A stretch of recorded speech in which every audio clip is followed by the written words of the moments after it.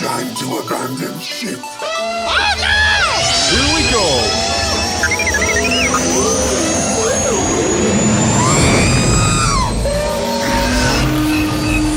Can I persuade you to join us for a drink? It's a tradition. Here, here. Jar Jar, homie, my main man, quickly. Before the Separatists attack, get into the escape pod. Hey! This is escape, then we're the pod.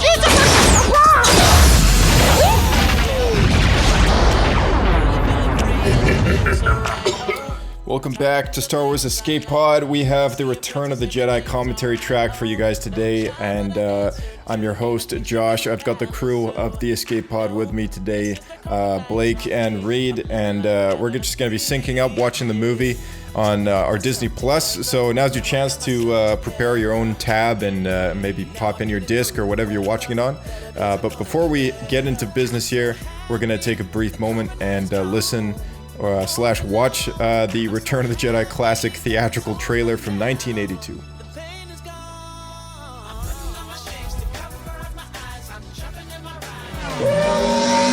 Return for the climactic clash between the forces of good and evil. Return to a galaxy far, far away. Return of the Jedi.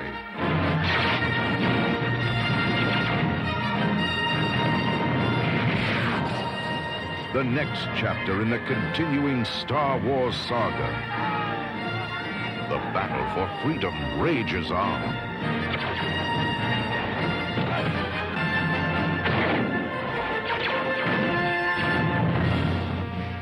The heart of a hero. The courage of a rebel. The strength of a leader. The loyalty of comrades. The power of the Force. The cunning of the enemy.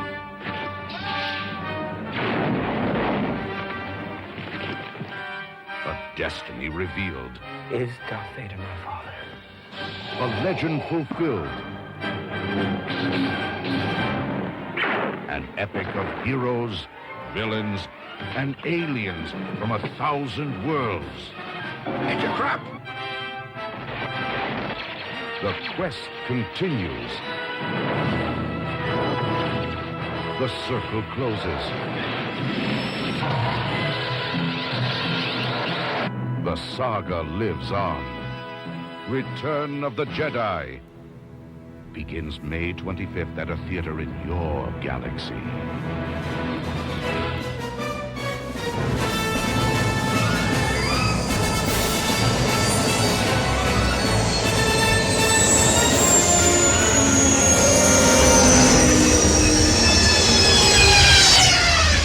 Another happy landing. Welcome back, guys. Hey, good to be here. Thanks for having me on. Yeah, good to be back. Oh, good to have you guys back as always. And I gotta say, watching that trailer, there's a few shots in there that did not make the final edit in the way that they did, because Luke is holding his blue lightsaber. Oh, and okay. yeah, like it's before I think George decided to go back and change the color, like right before the film came out. Yeah. That's why all the promotional posters for Revenge of the Jedi were still. He still had the blue lightsaber, right? Well, wait, it was called Revenge of the Jedi? It used to be Briefly, called yeah. Revenge of the Jedi, very briefly, all the way up until like a couple weeks or something like that, or a couple months before the film, and posters had already been published, like teaser posters. So I've actually got one in my kitchen, and it's got the font and everything is the same for Return of the Jedi, except the color scheme of the letters is like a gradiented orange to yellow, and it's very interesting that is the case, because Revenge of the Jedi is essentially Revenge of the Sith, but with the last section like swapped out, and the color scheme of the original Revenge of the Jedi poster is the same as what that they used with the whole Mustafar lava theme from Episode 3. So like all the Revenge of the Sith stuff was like designed with the same color scheme in mind, with like that orange like lava gradient in the text. I don't know if you guys remember any of the toys or action figures coming out back then, but that's what they all had, was like Episode 3 and and Revenge of the Sith, and they all had that like flaming kind of like look to it, right? Yeah, I remember that. Yeah, remember especially like all the Legos and stuff had it on the box. And now for a quick promotional or two from some partner podcasts that we have partnered up with to cross promote. So here we go. Have you ever wanted to re-experience classic radio once again? Well, the Old Time Radio Comedy Time Machine and the Yesteryear Old Time Radio podcasts are there for you across the internet to do just that. With the classic Jack Benny series and the CBS Radio Mysteries, we're here to bring classic radio to life. So search us up and enjoy the rest of the show.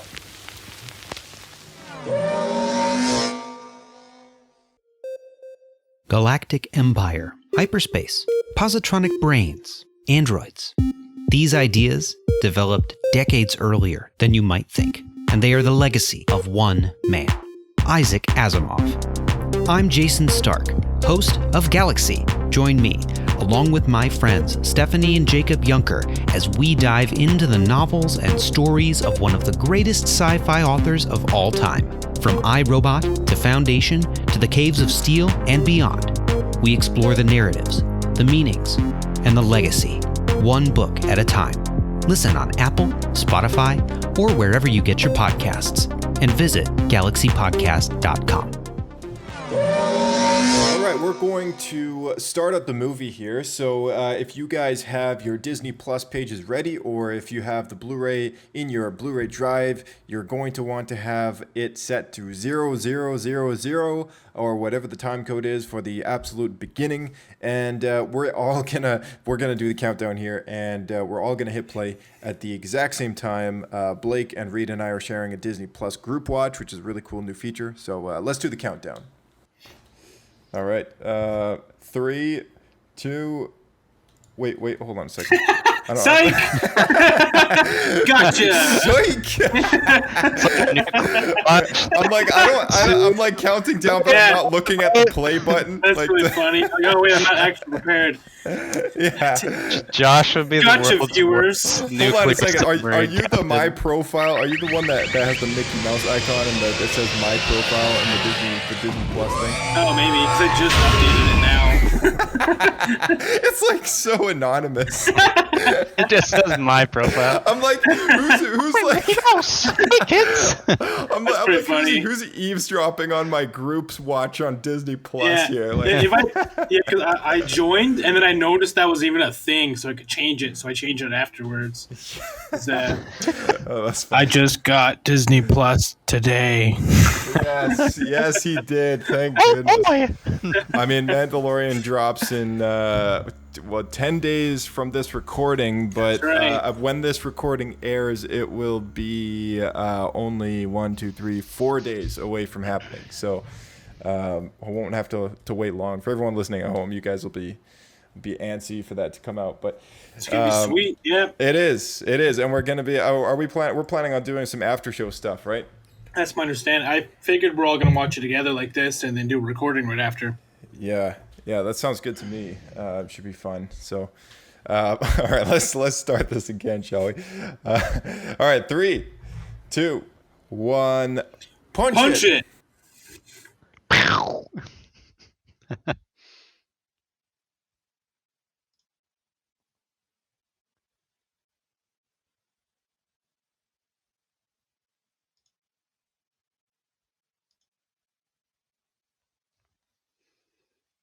Oh, there we go. So a bit of a delay there.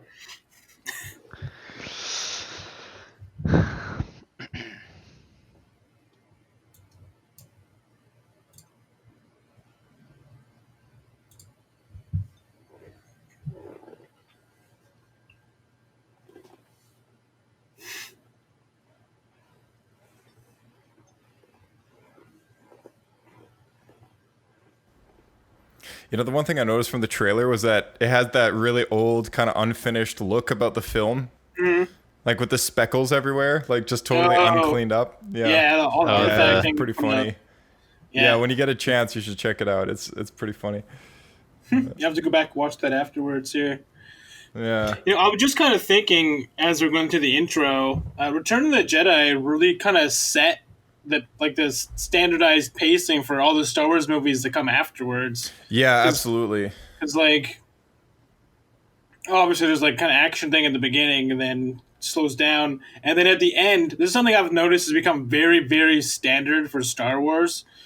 And it wasn't really done before Jedi, where you have both two battles happening simultaneously and you're cutting between it back and forth. Yeah, that's a good point. That carried directly over into the Phantom Menace and I believe the Disney films have all done that. Yeah, there's always a space battle and a land battle or a Jedi battle. Yeah, this climactic sort of mashup at the end sort of thing. Yeah, it's kind of become a bit of a formula. Yeah. Or I don't know. Do you think it was Return of the Jedi that did that, or because Empire pretty much did that? Empire had a big ground battle going on, but I don't there was no X-wing dogfighting happening at the same time, right? That's true. Or there was the snowspeeder stuff, but yeah. That's true actually. Yeah, there was some snowspeeder action, but I mean aerial kind of space battle. Following two different groups of characters and two different battles. Yeah. Oh, and then also with the combination of a lightsaber duel, of course, at the same time. Yeah. Because Return of the Jedi, it's you got Luke's personal battle with Vader at the very end here with the lightsaber. You got the battle outside, which is all the ships and Lando and everything, and then you have the ground battle, which is all happening. Han Solo and everybody, and so you got all those three things happening at once. And then Phantom Menace came around, and you had Qui-Gon, Obi-Wan, Darth Maul fighting it out. You had the battle up in space with Anakin and the Naboo starfighters, and then you had the battle on the ground, which was Padme and the Gungans and the whole tank battle sort of thing. So yeah, there's a lot of symmetry there. It's a formula I think they've used quite a few times now, just in Hollywood. Yeah, it's definitely become very common, and I don't think it was very common before this movie, because this came out around this I guess it was A New Hope came out at the same time as Planet of the Apes, the original. And if you've seen that, you get an idea of the standardized pacing of the time. Just super slow. Yeah, exactly. Yeah.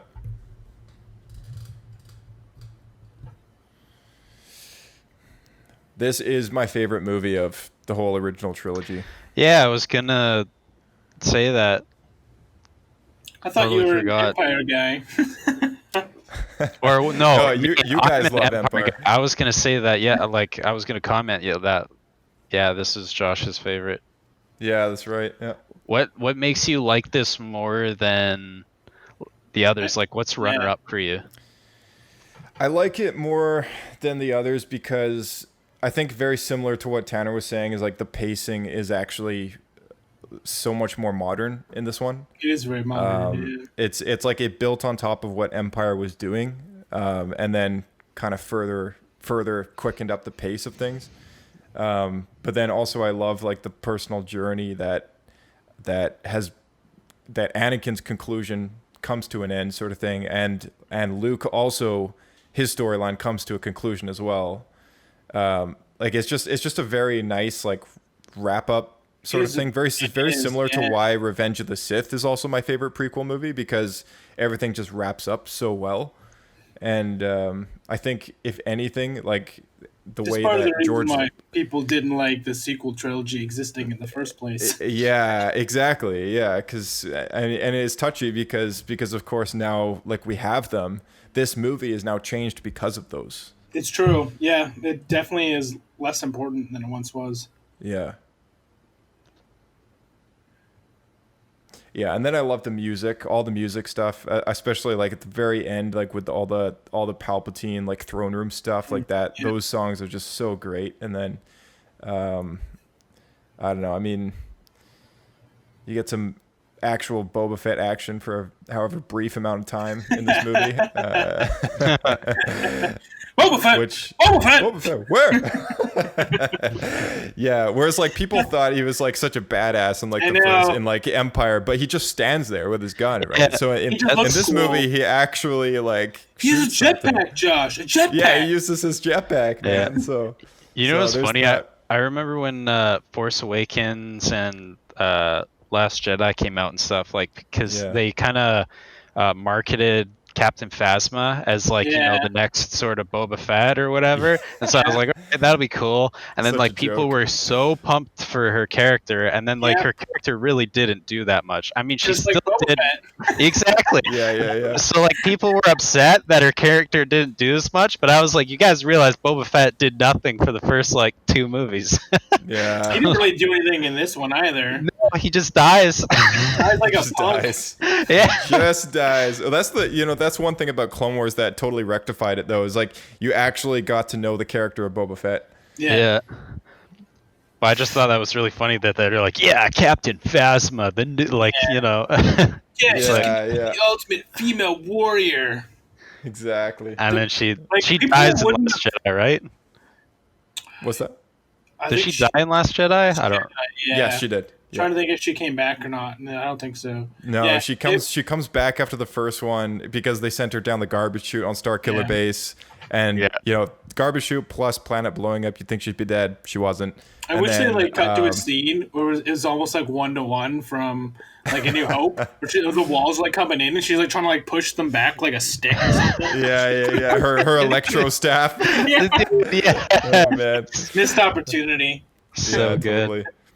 Oh, so this is the second time now that Bib Fortuna's popping up, because he was actually at the pod race on the Boonta Eve all the way back in the Phantom Menace.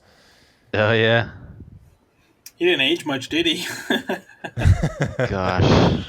He looks a little more oily, but that's. I know, he looks so greasy. Yeah. Just like, I have to say, that's one of the most disgusting aliens I think I've had to look at in Star Wars. Yeah. Like, just this giant, like, tumorous, like, noodly worm appendage coming. It's the So one gross. thing. It's the one thing about a lot of these costumes, I think, that they sort of went overboard on, was just the protective layer on top of all the latex that they make. You know, like they have like some sort of almost like a Vaseline jelly that they put on top of it, I guess, to like keep it moist and so it doesn't dry out and crack, right? And like they're in, so I guess like that's why they're all sweaty looking people. Maybe it's just, you know what it is, Josh? It's space Vaseline. It could be. I don't know. I mean, this is just kind of like my assumption here. It's no facts or anything, but I'm just making a guess, educated guess. Yeah, I just want to point out that Jabba has a hookah, and that's awesome. Yes. I was gonna say. He's just sitting there, just smoking. Yeah, exactly. Ooh.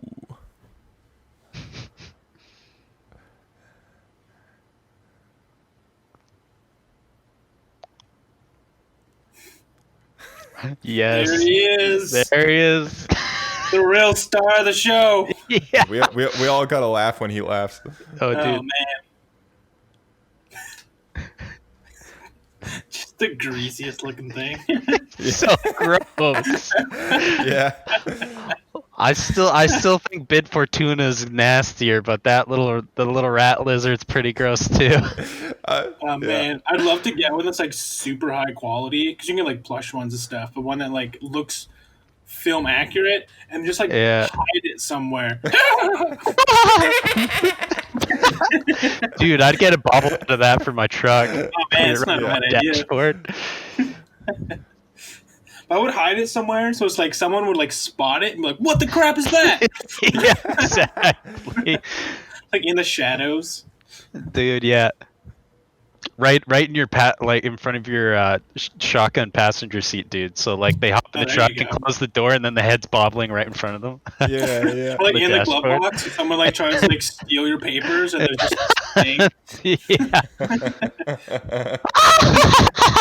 That's pretty good. Oh man.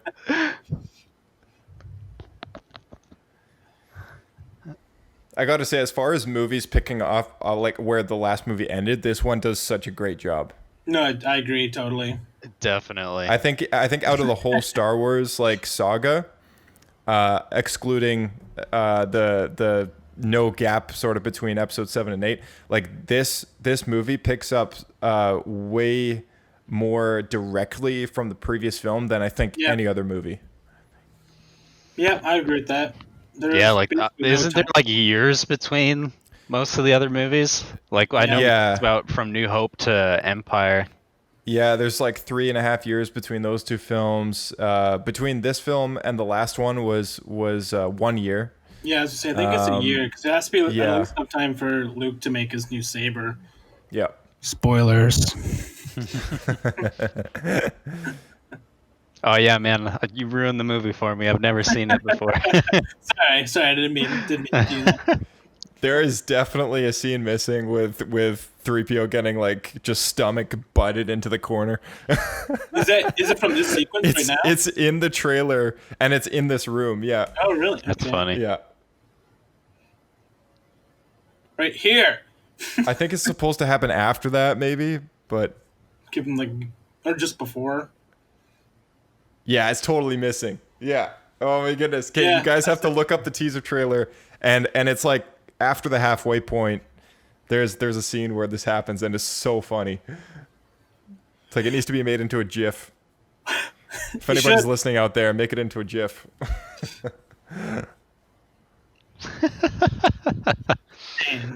The Gonk Droid, man. So misunderstood. Okay, now the real question is, are they going to play the original song or Jedi Rocks? Oh, this is the updated Blu-ray equivalent, so we'll probably get Jedi Rocks. Like, it's weird to me that there's a song called Jedi Rocks when Jedi aren't that common. Yeah, right? You know what's weird to me is that they stuck this very attractive Twi'lek right next to like a very undesirable looking woman. Yeah, Jedi Rocks.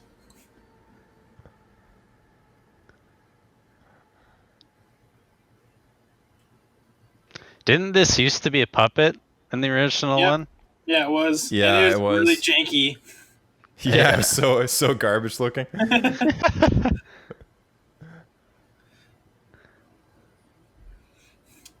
I think he was he a puppet as well, or did he just not exist? I forget. I don't even think he was a thing. Okay, so they just added him because this whole together. song is like a new song, right? Yeah, I think. Yeah. Yeah, they made him more spotlight. It was a little more backgroundy before. Yeah.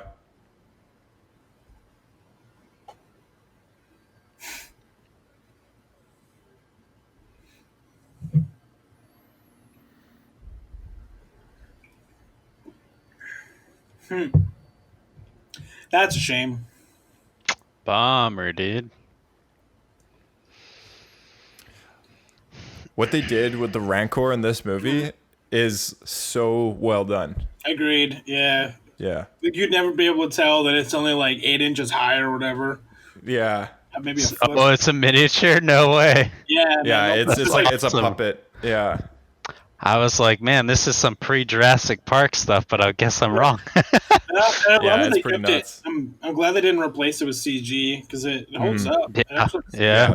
It does, and it looks good. Like all the saliva dripping out of his mouth and everything. Like you can totally buy it. Right? Yeah. The only thing that didn't age well was the green screen of like Luke in there. Yeah, that's true. But the puppet itself is great. Mm-hmm.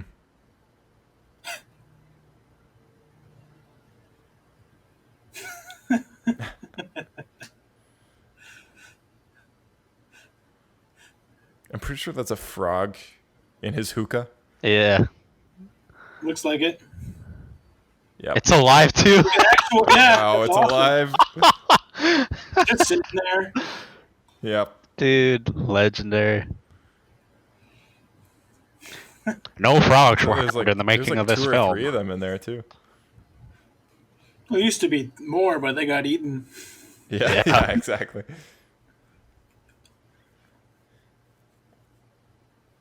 I find it really funny that some of the costumes, like what Leia's wearing now, and like Boba, like super cool. And then there's these guys that are wearing just like scrap leather, like tinfoil. Yeah.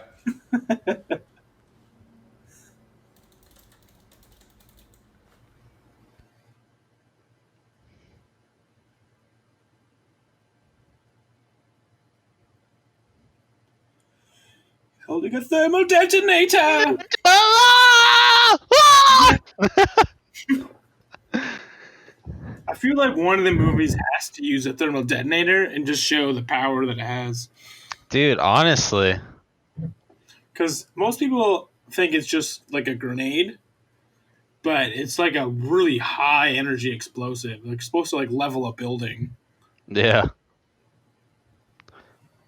Yeah, Star Wars Battlefront didn't really do the thermal detonator any favors. No, they didn't. It's just a generic grenade. The thermal imploder is really cool, but... that sounds cool. Yeah, the thermal imploder is the one that does like the shockwave or whatever in Star Wars Battlefront 2. I think the Death Troopers get it as like a standard grenade. It's like energy blast. So, yeah. I think a thermal detonator is so built up in this moment to be like this insane explosive, like I'm gonna like blow up the building kind of thing. But you know, you play Battlefront 2, you toss the one of those things, like they don't even kill anybody. It's just like it blows up and it's like 50 damage, like that's about it. They were higher damage or did more explosive in Clone Wars though, didn't they?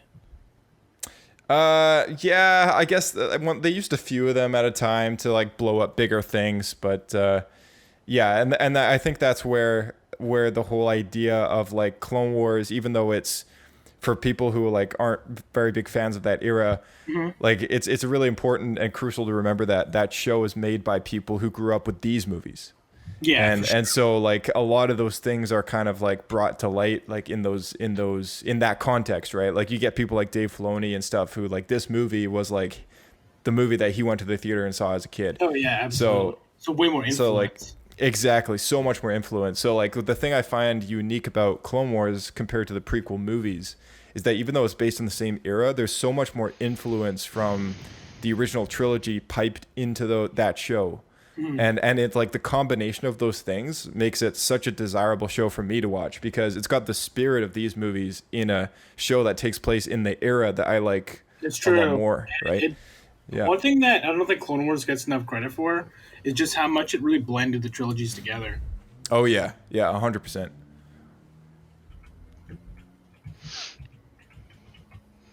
Oh, before I forget, I was gonna say I like that this is Jabba's palace. And like he has this, massive complex, and he basically is like in a cave. Yeah. Well, I think this must be like an ancient kind of like. Yeah. This has a little bit of the classic Tatooine infrastructure. I just thought it was funny. I mean, maybe it's just those internal like slugging instincts or whatever, making him want to crawl into a dark hole. Oh, maybe yeah. He's not allowed to have any like stairs or like all ramps. It's all one floor. By the way, I love the Jabba Palace map in Star Wars Battlefront 2. That was an awesome map. Yeah, that's a great, super well done.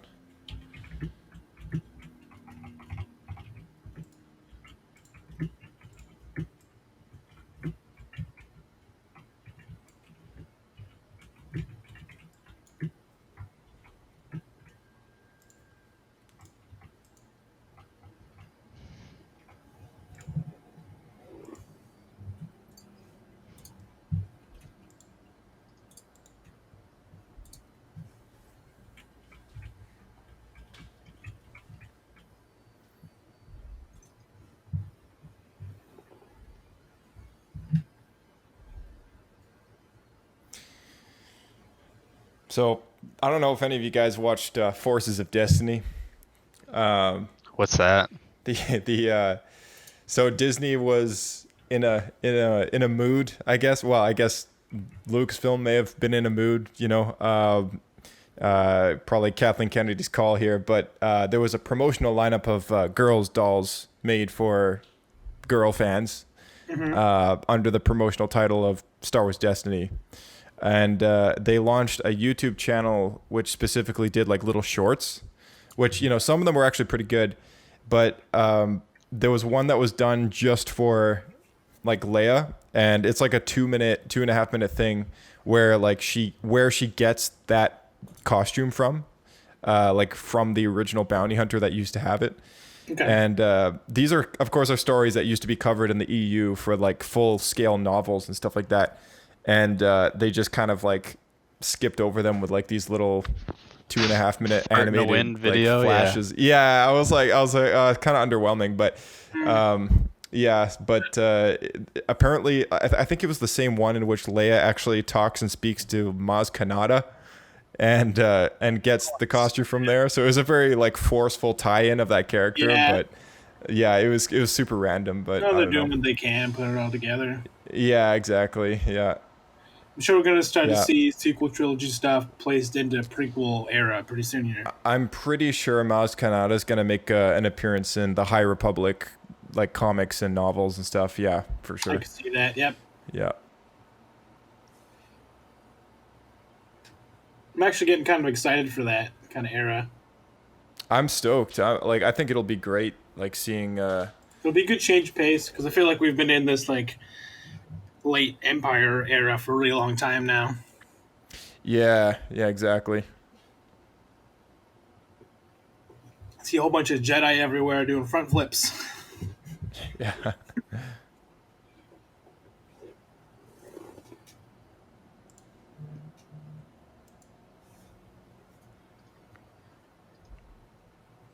This entrance is awesome. Like, it's so mysterious at first. Like, you don't actually think it's him. Yeah, for sure. So, like, ominous. Is it the Emperor? Yeah. It's like he gets closer, and then you're like, oh, well, like, it's Luke. Like, isn't Force Choke like a Sith power? Yep. Oh man. Is it a dog? What? Right. When did that get in there? I've never seen that before. A duck? Doug. Oh, yeah, they must add that in the special editions. Josh, do they add that in the latest version? Yeah, I would have. That's a good question, actually. I'm going to have to look that up. I mean, I would assume that it was added in. I doubt it was in the 90s special editions. Yeah. It would have had to have been the last ones in the 2000s.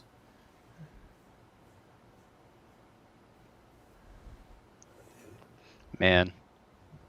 If Carrie Fisher felt uncomfortable in her costume in New Hope. Yeah, no kidding, right?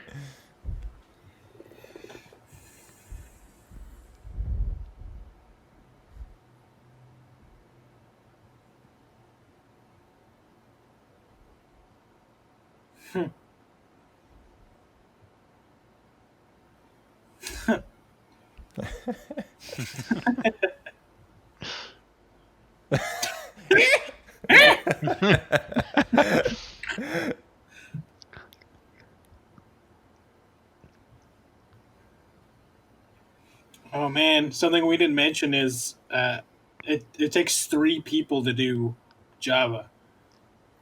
And two of them are dwarves. Oh my gosh. Wow. Yeah. So it's actually the guy who is running the main rig for Java is the same guy who did he ran all like the what are they, like the Sesame Street characters. Oh yeah. Yeah, like Frank Oz, you mean? Or like he did Yoda? Or are you talking about somebody else? I think there's 2 of them. I always get them mixed up, but I think it is Oz. And he's running the head and the mouth, and he's got one arm, and then there's a dwarf or a little person that's on one side that's doing the other arm, and there's another one that's doing the tail. Wow. Yeah, that's a lot of people. Yeah, and I remember reading somewhere behind the scenes that at one point Frank Oz like slipped and like fell and like landed on the two little people, and they got like really hurt. Oh man. Yeah, they had like one of them got like a cast or something.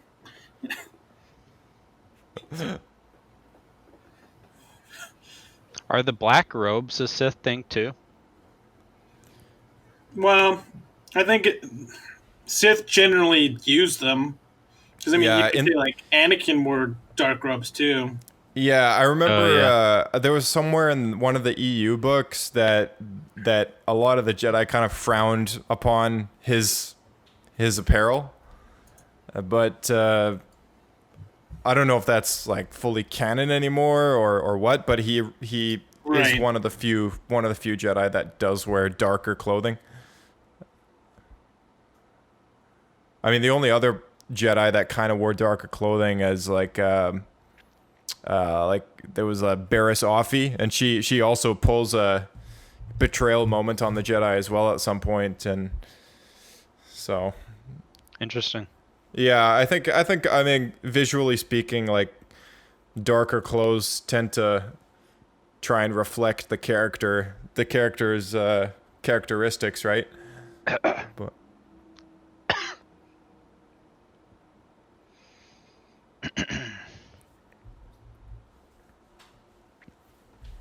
I've always quite liked Luke's costume, like in Return of the Jedi. Yeah, it's really cool. Yeah.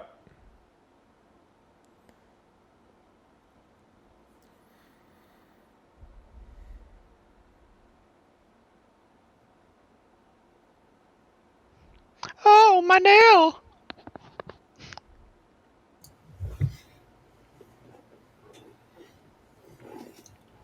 It's very Jedi-like, because if you just look at like the tunic and stuff that he's got on, like it's got that same like aesthetic and everything. Oh yeah. Yeah. It's less towel-like, but it's like thinner, but it still looks pretty similar. Yeah.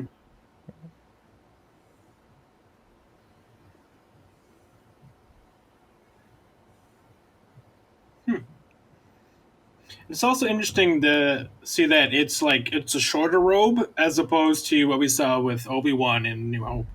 Yeah. Yeah.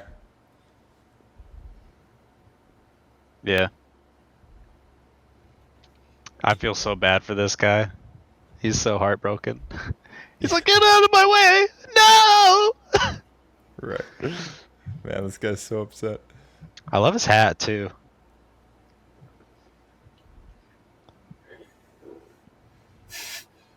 I don't know. How do you think his outfit would pass as a Star Wars costume, guys? Hey, shirtless, goofy hat like that. I'm gonna wear it to work for Halloween. Dude, yes. Legendary, dude. Legend. Just riding transit. Just a normal day on the BC Transit line. Right? Oh man. my goodness. I mean, it's a pretty liberal city. I don't think too many people would be that concerned. No, honestly, I mean, there's no law against going shirtless. Yeah. That'd be pretty funny. What is that on the wall in the top left behind Jabba and C-3PO? I'll take a look. Hold on. It's like a look at it. It's like a slugworm. Yeah, it's like a snake with a. It's a weird piece of decor, I will say. Yeah, it was moving around in the previous scene or whatever. It's not moving now, but.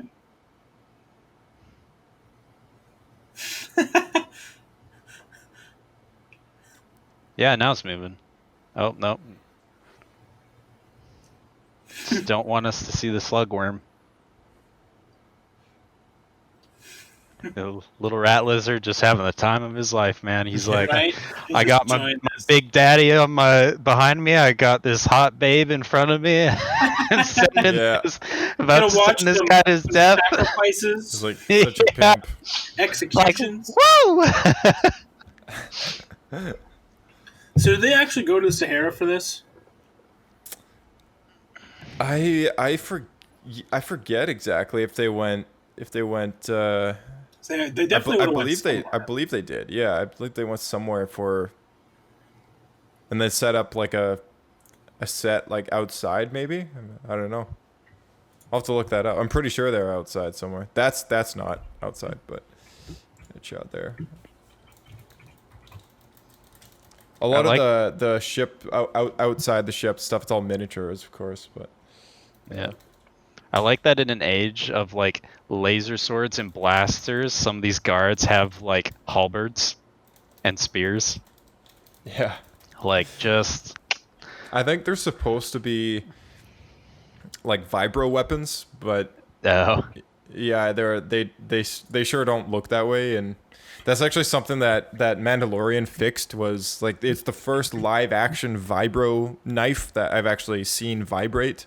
Like, that's before, cool. Like in the Clone Wars and everything, like anytime someone pulled out of like a knife of some kind, it's referred to as a vibro knife because they vibrate at a really high frequency so that they slice things better. Mm-hmm, but yeah, they never applied that effect up until that point. Yes, but there was a massive sail barge set outside. That's okay. Yeah, they would have done something. Yeah. Did they canonize if vibro swords can stop lightsabers? No, I don't believe it is. Because vibro blades aren't the same as like electro blades. So I think like they made it pretty clear that any electro weaponry, kind of like the Manga Guard staffs or whatever, like would be able to stop a lightsaber, but like that axe right there, like probably not. No, I wouldn't think that would. So that was kind of a thing in the EU for a long time. Yeah.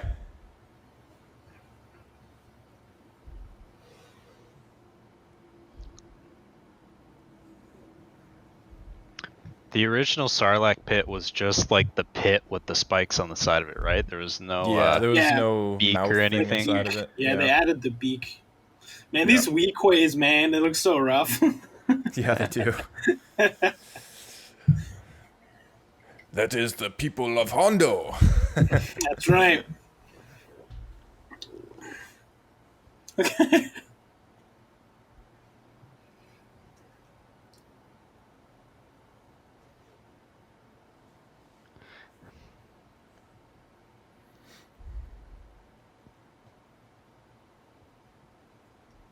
Oh, maybe that was the shot. Oh, the belly bump? Was it right there? Yeah, I think it might have been, but it was a different angle on the teaser trailer. Oh, I see. Okay. Yeah, I could see that being the case. So, I don't know. I'm sure you knew this, Josh, but Reid, maybe you didn't. The reason why George made Luke's saber green was because you couldn't see the blue saber against the sky in the sequence. Oh, no yeah, way. I do remember reading about that. Yeah, that's the only reason, because you couldn't see blue. That's so funny. That's hilarious. Yeah. Wow. And just like that, there was two standardized Jedi colors. Yeah, just like blue and it was originally blue and red, and that was it. Yeah. And then now it's like green into the mix, and then by the time of the prequel, Samuel Jackson's like, I want a purple lightsaber. And that was 3. Like a punk. Yeah. Boom, there he goes. And there he goes. Wow, so how did George Lucas then justify it? Was he just like, yep, it's green lightsaber, deal with it? Or was he like, yeah, there's like he had went through this time where he made a new one and blah blah blah blah blah. I'd like to know actually, because he's normally been a bit like hesitant with expanding his colors of lightsabers, so just a little higher. Yeah. I have to be honest though, it doesn't surprise me that the one person to change the color of their lightsaber was Samuel L. Jackson. No, if anyone was going to be able to do it, he'd say it. Exactly. Oh man. I think he gave it to him only because it was Samuel Jackson. If it was anybody else, maybe he wouldn't have bothered. Dang. Was I know you talked about this in the last film a little bit. Was Carrie Fisher still having a hard time with drugs and stuff like that at this point? By this? I don't know. I'm not sure if she was in rehab by this point or not, to be honest. I just know I read a lot about it, and she talks about it a lot in her biography, that it was a big issue during Empire Strikes Back, particularly during the Hoth stuff. Oh, wow. Yeah.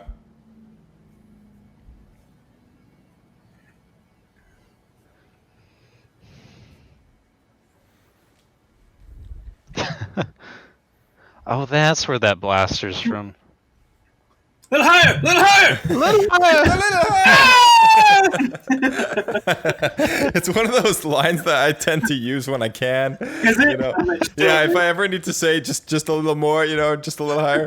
Just go Orlando. Just a little higher. See, Josh has the opposite problem when I take him to the gun range. He shoots too high, and so I have to be like, a little lower, little lower. Just to change it up. You're shooting the roof, a little lower. So the first time I took Josh to the gun range, I think Wes and AJ were there, right? Yeah. Yeah. So we were all there, and so I had my like AR-15 and my Glock and stuff like that when I could, still use my AR-15. Yeah. Well, actually, that may have been the second time, because the first time I think it might have been just you and me. Oh yeah, maybe it was. Yeah, because I don't think you had shot the AR or the Glock at that point. Yeah. So anyways, yeah. So Josh is shooting my AR-15, and it's got a front sight and a rear sight. But I think it was because of some video game Josh had been playing. Like, he only was looking through the front sight. And so he's shooting. Yeah. And I'm like, man, Josh is shooting really high. I wonder what's up. And then he looks at me after he shoots the mag, and he's like, man, what's with this big black thing in the back? It's in my way every time I try to shoot. And I'm like, that's so funny. That's the rear sight. You're supposed to look through it when you shoot. So you take this thing off, it's in the way. Yeah, that's exactly how it is. I was like, bro, what are you doing? Yeah, at that point you just hand the guy a shotgun. Oh gosh. Oh man.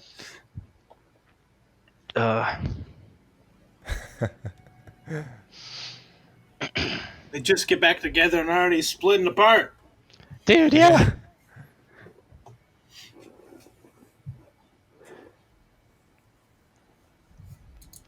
It kind of sounds like he's talking to a pet. Yeah. It's crazy that he's been so busy for like a year that he hasn't been able to like go back. Rescue his friend. Yeah. Well, like other stuff too. Actually, right now the Marvel Comics lineup that they were doing all those Darth Vader and Marvel and Star Wars comics, like they wrapped up all those stories between episode 4 and 5, and now they're making new ones that have relaunched with the same titles that take place between episode 5 and 6. Okay. So now they're telling stories as to like, how or why, like how Luke builds his new lightsaber and good. What prevents him from going back to Dagobah. One of the deleted scenes, you actually see him assemble it, which is pretty cool. Yeah, I really wish they'd like put that in, but they wanted to keep the reveal that he was there, right? And all that. Yeah, so exactly. It makes sense to why they did it, but it was pretty cool. He was like in a cave, and he was actually like assembling the lightsaber. It's in the deleted scene. Yeah, you can find it on YouTube, and it's a great clip. Like, you see the lights flashing, and he's like tinkering with it, and then he gives it to R2 to look after and stuff. Yeah, it kind of set everything up. Yep. I'm just looking at Palpatine's like skin. It's just so like veiny and like gross. Yeah. It almost looks like a half shedding snake skin of some kind. Yeah. Yeah, a little bit. Yeah.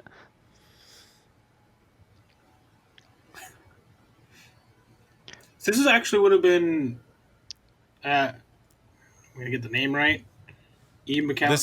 This is Ian McDiarmid. McDiarmid, thank you. Ian McDiarmid's first time doing the Emperor. That's right. Yeah. This is the first time we ever see him do this role. Yeah, back in those days, like this was the first appearance that he had as the character, and then so he did. So you talked about it in Empire. So he didn't do it when it was the hologram sequence. No, it wasn't. They retroactively put that scene in when they did the re-releases because he filmed those scenes when they did Revenge of the Sith. Yeah.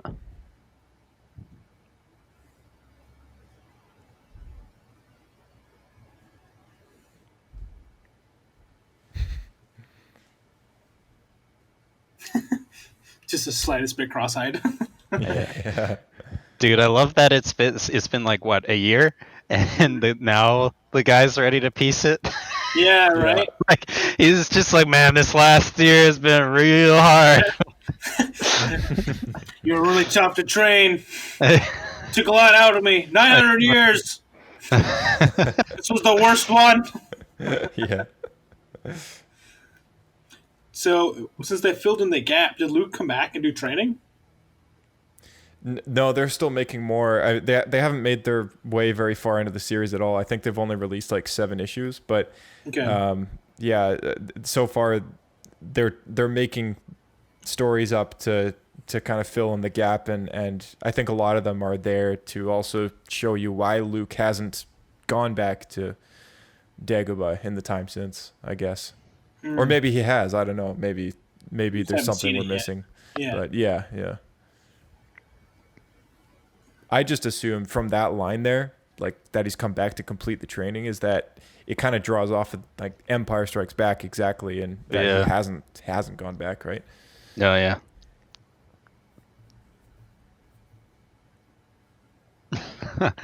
He chokes on his words. Yeah, right. Yeah. I feel like Luke would have had to come back to do training somewhere, because like there's the difference of skill between Empire and what we just saw with him fighting all of those different raiders. Mm-hmm.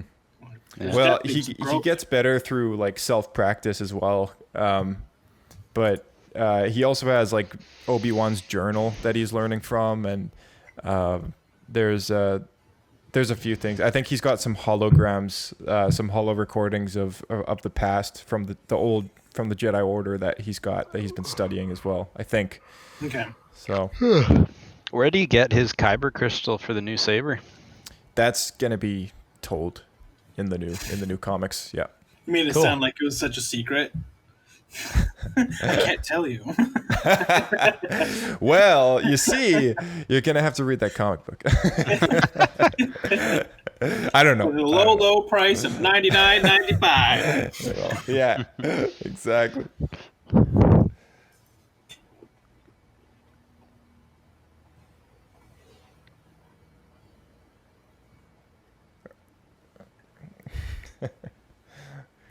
From a certain point of view.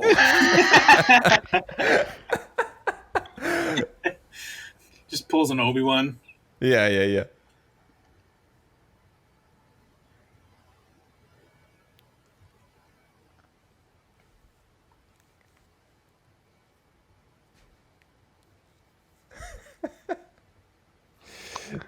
I gotta say, on top of like all of Obi-Wan's like constant lies and stuff, right? Like aside from that, and the fact that he's like, oh, from a certain point of view, it just makes Luke look so much more like naive, that he's just always like believing the guy. Yeah, just willing to just go with anything he's told. Yeah.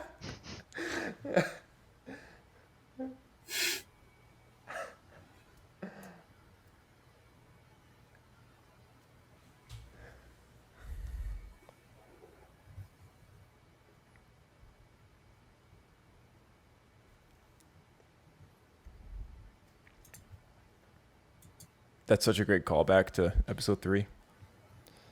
Mm-hmm. Yeah, it really is. Connects so well. So, it's exactly what he did, right? Exactly. Yeah.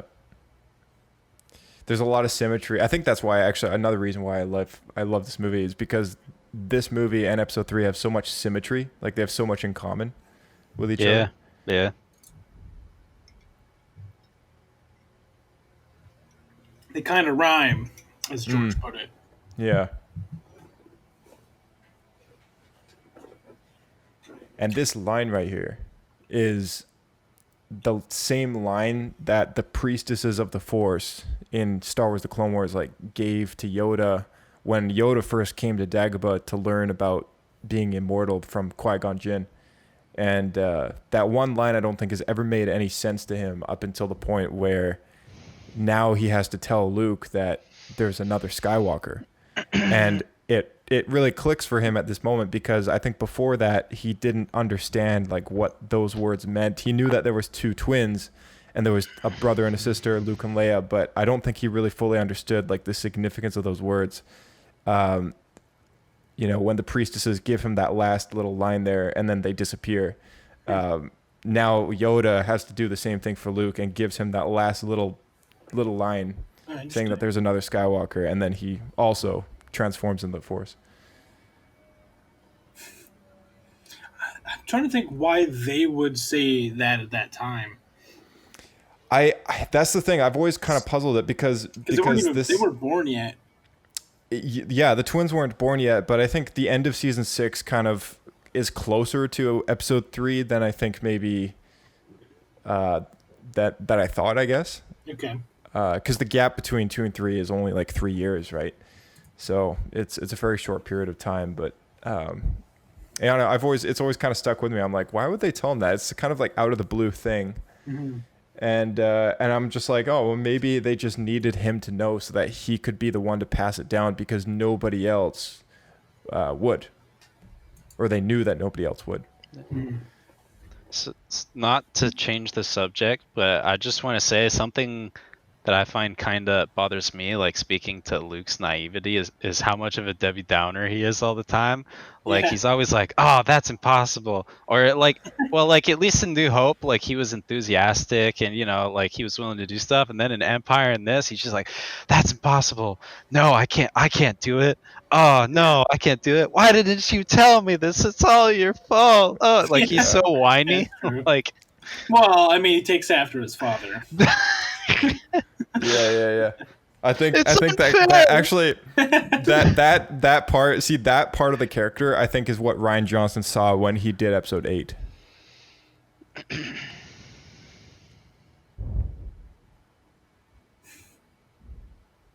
I can't do it. Yeah.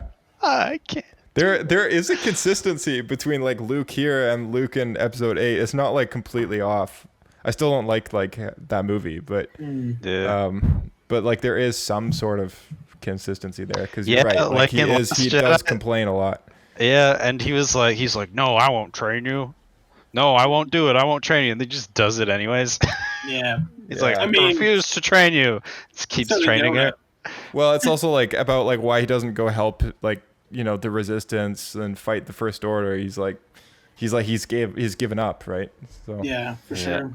And there's nobody to tell him not to, right? Because he's the master now. He's the guy that should figure it out for himself.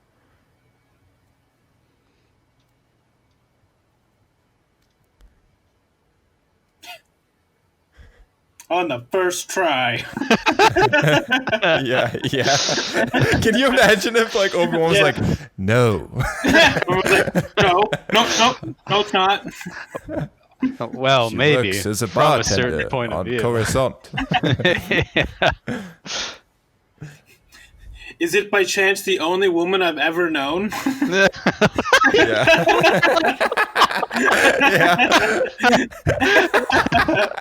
Oh my so God. good. That's true. That's pretty funny. Oh man.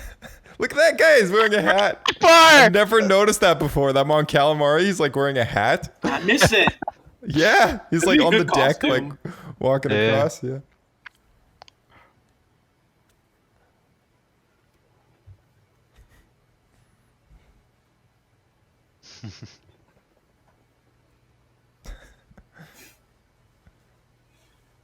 Oh man, it's Prune Face! Dude, there's 3 of them? I thought there was just one. A whole army of Prune Face. So good, man. So good. Prune Face, man. Yeah, look at like the Jedi robes on. Yeah. One looks like she like churns milk in her spare time.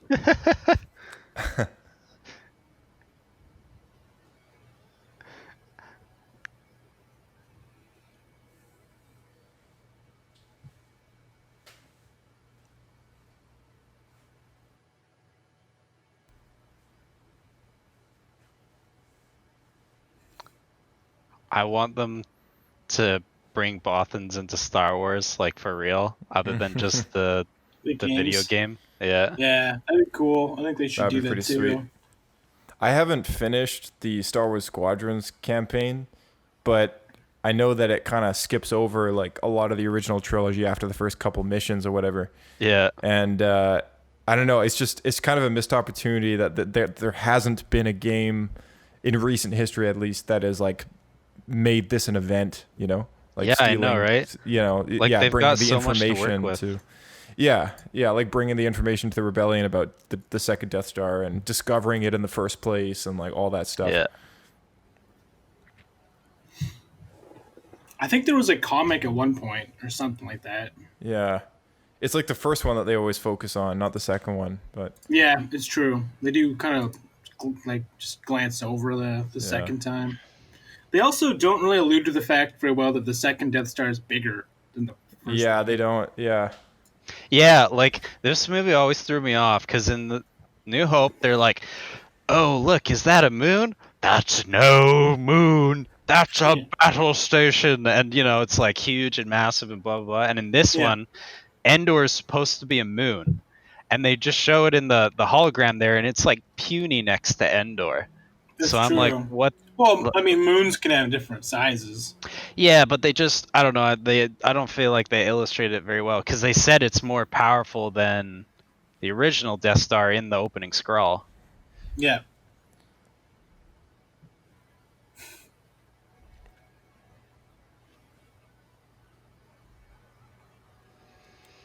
Can you imagine being that one guy in Return of the Jedi that, like, growing up, he keeps telling everyone he's in the movie, and he's that one guy that, like, walks out the door?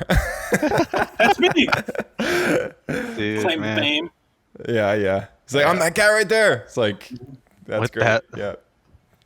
What? Oh, you missed it. Yeah.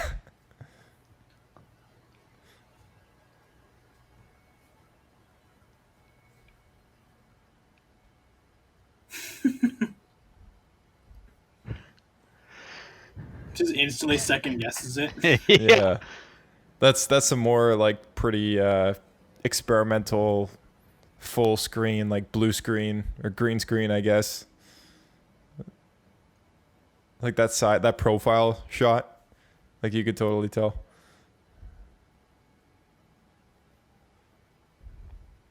There, that one. You see? Oh, yeah. He's like, yeah. Yeah, I guess I would have done. I figured originally they just had a straight up painting in the background, but it does look a little green screeny. Yeah.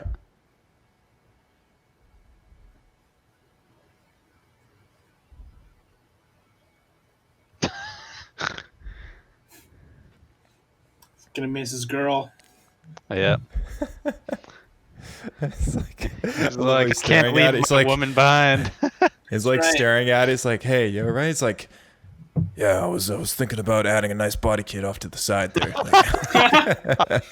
Nice set of fins. Nice set of spinners. Got to get a nice set of spinners on the side. I don't know if I'll ever be able to see those curves again.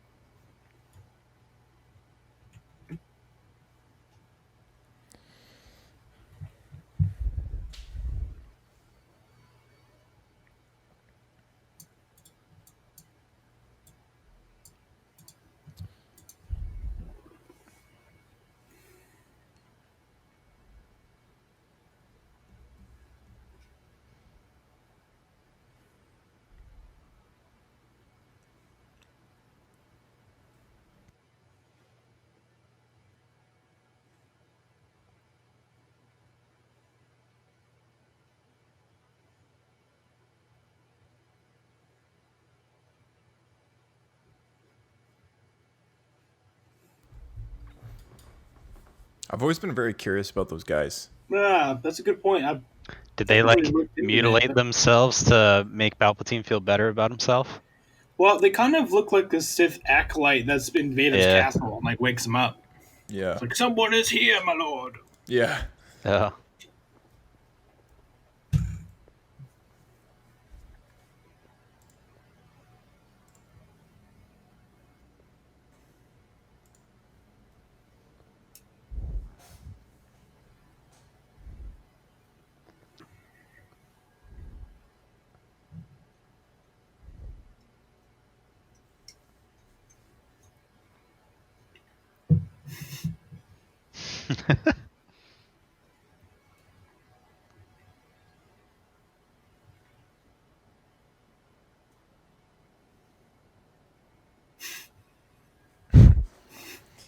What does that mean?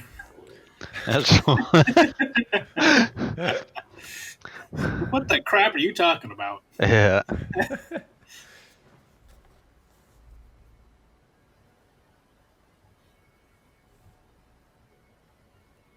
That is Han Solo. Actually, something I always find interesting is they actually wrote lines of dialogue for like R2 and Yeah. Chewbacca. Yeah. And then they didn't do subtitles or anything. You just left to assume what they said, right? Right. That's awesome. Yeah, that's a good point, actually. So, Dave does the same stuff all of his shows, well, the droids, right? He actually writes. Yeah, I think it's so that the other characters can respond with like genuine understanding, right? Rather than talking to them as if they were like a dog, kind of yipping and Yeah, just having like nonsense. Yep. Wouldn't that be the biggest mind-blowing fact, though, is if, like, this entire, like, saga, like, Han Solo's just been talking to Chewie, and, like, he's really just been, like, roaring, and, like, Solo doesn't know a thing on, like, what he's saying. He's just kind of making up responses as he goes along. He's just been, like, talking to himself the whole time. Yeah. Chewie's so mad. That's funny. That's what I mean. Fly casual, Yeah.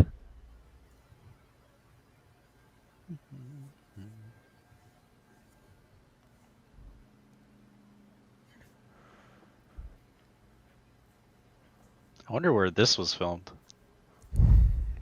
Some of it was filmed in the Redwood Forest, like in Washington and BC.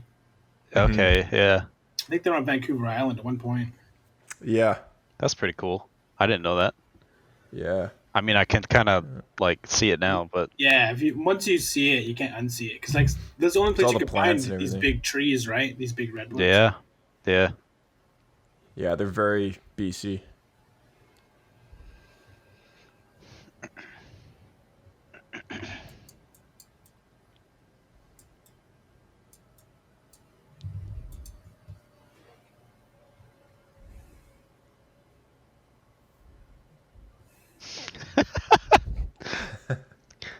It's like, how are we going to take care of this? Send the two loudest and most like obvious people down there to deal with it. Yeah. Like the least conspicuous people in the whole group. Looks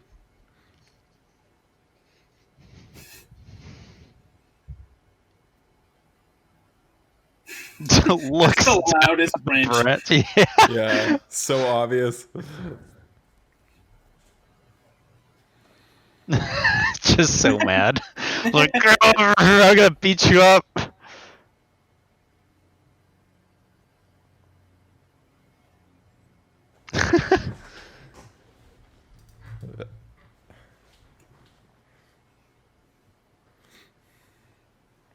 Actually, this chase scene's pretty well done. A lot of times I find chase scenes are actually kind of boring in movies. Mm-hmm. They actually did a really good job with this one. It is, yeah. It's pretty awesome.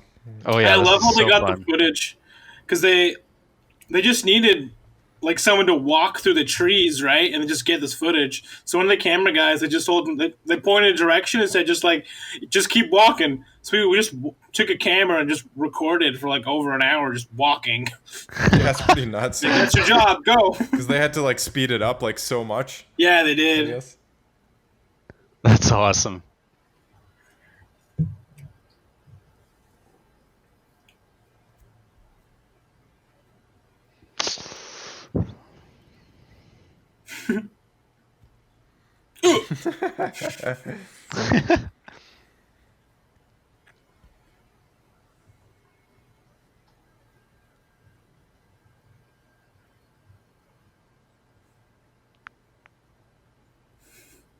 I've always wondered what those guys are just doing, like chilling there on the bush. Well, we saw Mandalorian; they're just chilling. Yeah, that's true. That would be so funny, man. Like such a good short, like to have like two scout troopers just chilling in the woods, and then all of a sudden like the speeder chase like whips by, and then they're like, oh, like shoot, we better go. Like yeah. Well, like as like a scout or a reconnaissance unit, like that's actually very common. Like to have teams of like highly mobile, like personnel and stuff like that, like screening the main force and that kind of thing, if that makes sense. Yeah, we're just like patrolling, just kind of going around, just making sure everything's as it should be, nothing out of the ordinary. Yeah, exactly.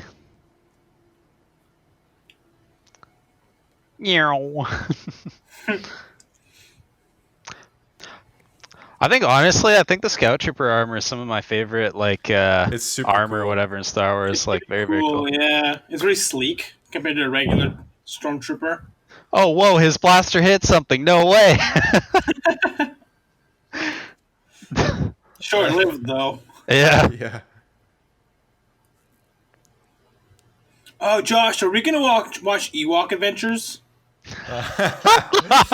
That next on our commentary. Caravan of Courage. Well, we'll have to do a commentary for that though. That would be funny. That and the holiday special. Oh man, it's like comparatively, Caravan of Courage isn't that bad. Holiday special is hard to get through. Yeah. I've never seen either of these. I'm concerned. Oh man, what's so happening? Oh gosh.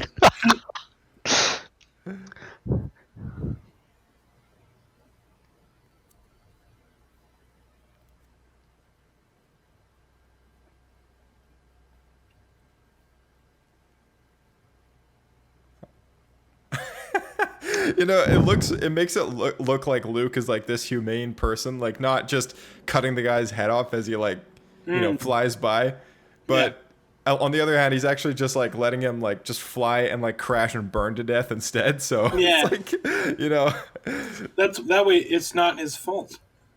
Yeah, it's like indirectly his fault. It's like sure, it's like you definitely caused that guy It's to the crash. in Jedi that way. tree, Only though. act in defense. Let them murder themselves. Yeah.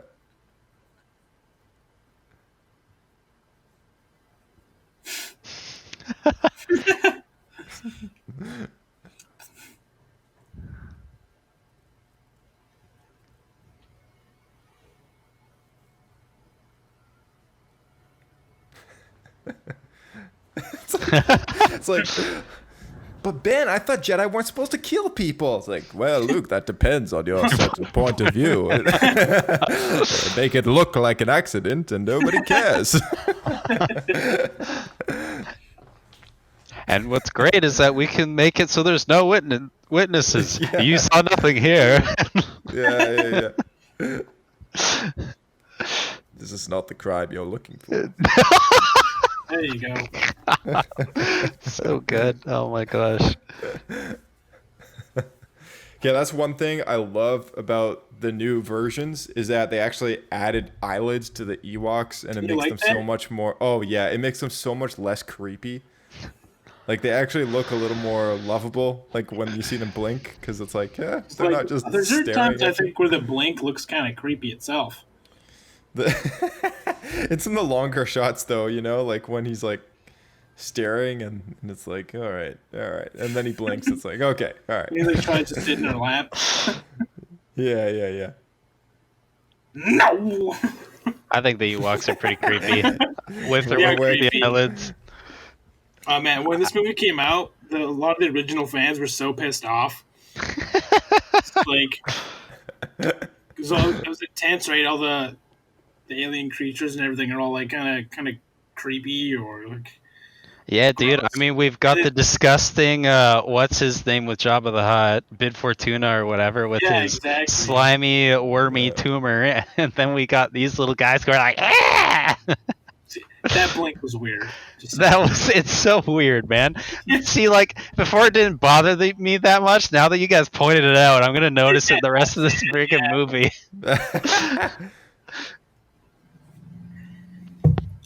I don't know if you guys have the captions on, but on my end it says speaking Ewokese.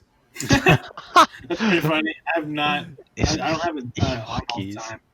Yeah, Ewokese. That's hilarious. Kind of like Chinese, I guess.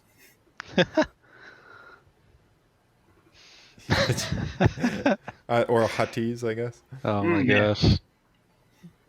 That one has a better ring to it, though. Yeah, agreed. Ewokese sounds a little awkward. Oh, that's hilarious. So she's got a. That's a Beretta. It's quite like sleek. Well, she's got this like muzzle device on it, and then the weird rear sight on the top. Sorry, that's just me being a gun nerd. I was like challenge myself every time. Like every time I see a gun, I don't remember. Exactly. Yeah. What the? Just hitting a leg with a stick. Dude, I wonder how many complaints the Empire's Human Resource Department got from the scout troopers. Like, man, I'm supposed to scout and be able to see stuff, and I can't see crap out of this helmet, man. Yeah. Like, right. I look down and I can't see nothing. Actually, their helmet is better than the regular one. It has the goggles are way bigger. Yeah, and it has zooming functions and stuff. That's pretty cool. Useful things for scouts. Are they trained the same as stormtroopers, or do they have their own training thing that they do? That's a good question. I don't know. It'd be like a real military. Where it's you I all know start it's one of the few costumes from the Clone Army that was actually brought over almost directly. They have a very similar visual appearance to the ARF troopers, the ARF. Yeah, because the ARF. Yeah. Who let the clones out? Yeah. For real. Oh my gosh. But yeah, I asked just because the stormtroopers are supposed to be sort of Space Marines, and then also a policing force kind of. And so I was wondered if they had their own separate thing or the same thing and then extra training. I don't know. Again, me just being a probably military nerd. Training. I would assume they've got some additional training. Yeah.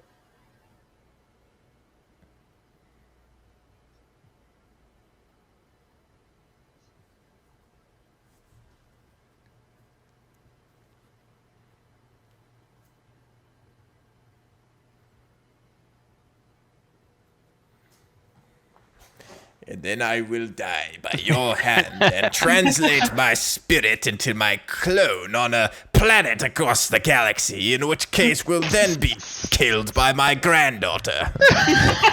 Oh, gosh. Oh, you're making me mad already.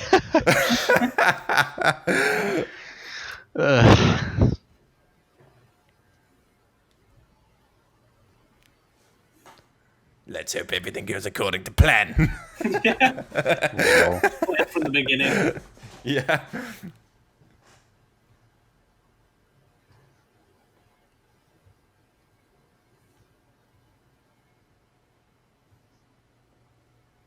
Oh, and I forgot the whole thing about him making Snoke as well. Well, it's not even. I'm not ready for that yet. The sequels honestly convolute this movie so much. Yeah, that's kind of true. It does no justice to this movie at all. I wonder what this is. Is that just it's a deer? Looks like a deer leg. Yeah. Yeah. Something. Yeah. But it looks like it's got tusks there. Yeah, it does. What the fuck? It has like skunk sort of style stripes on it. Yeah. Look at that. They just glued an eyeball randomly onto the side. Yeah. You know what it looks like? It looks like a dead baboon. Yeah. I can see that. With a hoof. Yeah, exactly. Carrie Fisher would be happy. Her hair. Baboon ass.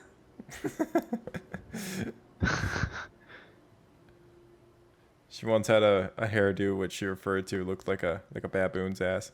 That's priceless. It was one of her. I think it was her episode 4 hairdo or something. Yeah. Oh man. Did she not have buns through the whole movie? Episode 4. At the end, aside she from didn't. the very last scene, yeah, the celebration scene.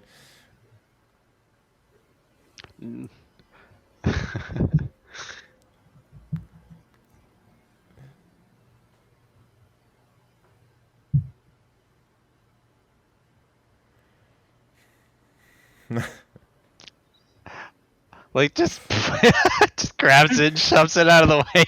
He's like, he did what? He touched my spear. Just shoot him in the face. Dude, honestly, do these guys even have the force to stick their little rock spears into him to kill him? Yeah. Just pushes them over, yeah. Kicks one, like hits another in the face. I would love to see how far Chewbacca can throw one of these things. Dude, just like picks one up and like whoosh. That should be a new game type for like Battlefront, like Ewok toss.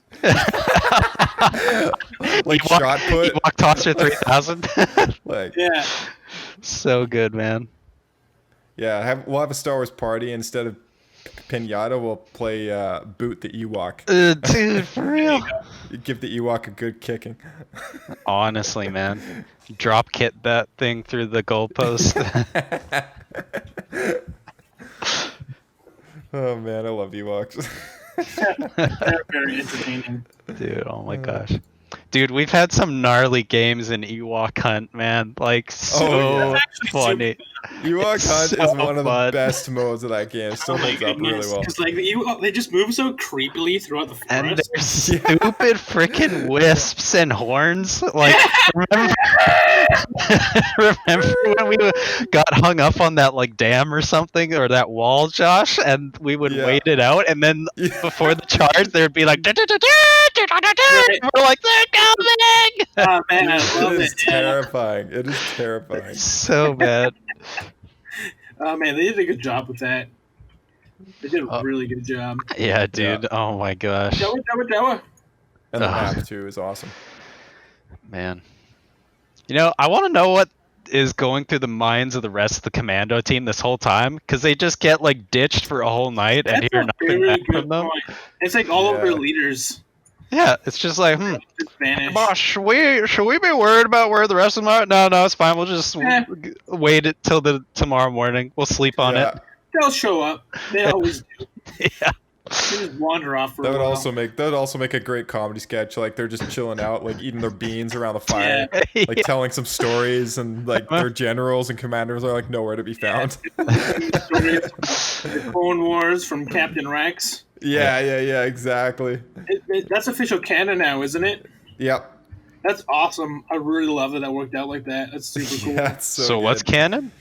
We'll point him out, but Captain Rex is in Return of the Jedi. No way. Yeah. I mean, I don't know who Captain Rex is, but I'm assuming he's like a clone or something from the TV series. Yeah, he's Anakin's captain. So okay. From the 501st. Yeah. Like the blue kind of design, and then he's got the kilts, custom helmet in the later episodes. Yeah, it's awesome. Did he partake in the attack on the temple? No. Interesting. No.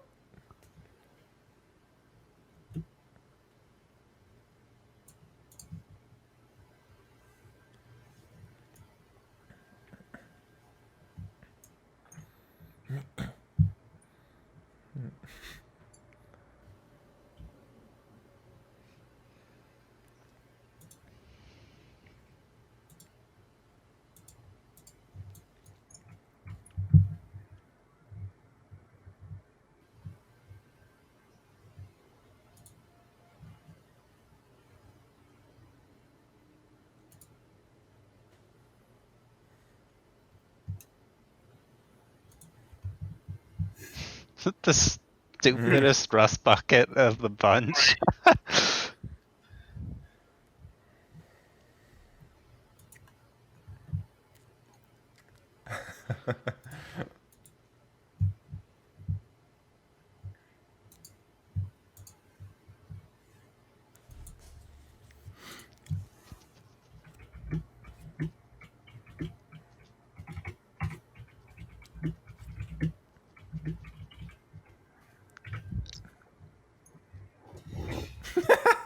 Love the baby Ewok. Oh gosh. Man, that's one thing about something about the Ewok village. It's like there's actually like a smaller Ewok. Yeah, the little itty bitty ones. Yeah. The little babies. Yeah. Little runts. Yeah. Little rabbits. Look at that little runt. And that's the actual canon name for their children, by the way. A runt. That's hilarious. I'm just making that up. It's not true. Though it should be. Josh, you should tweet that to Pablo as a suggestion. Yeah.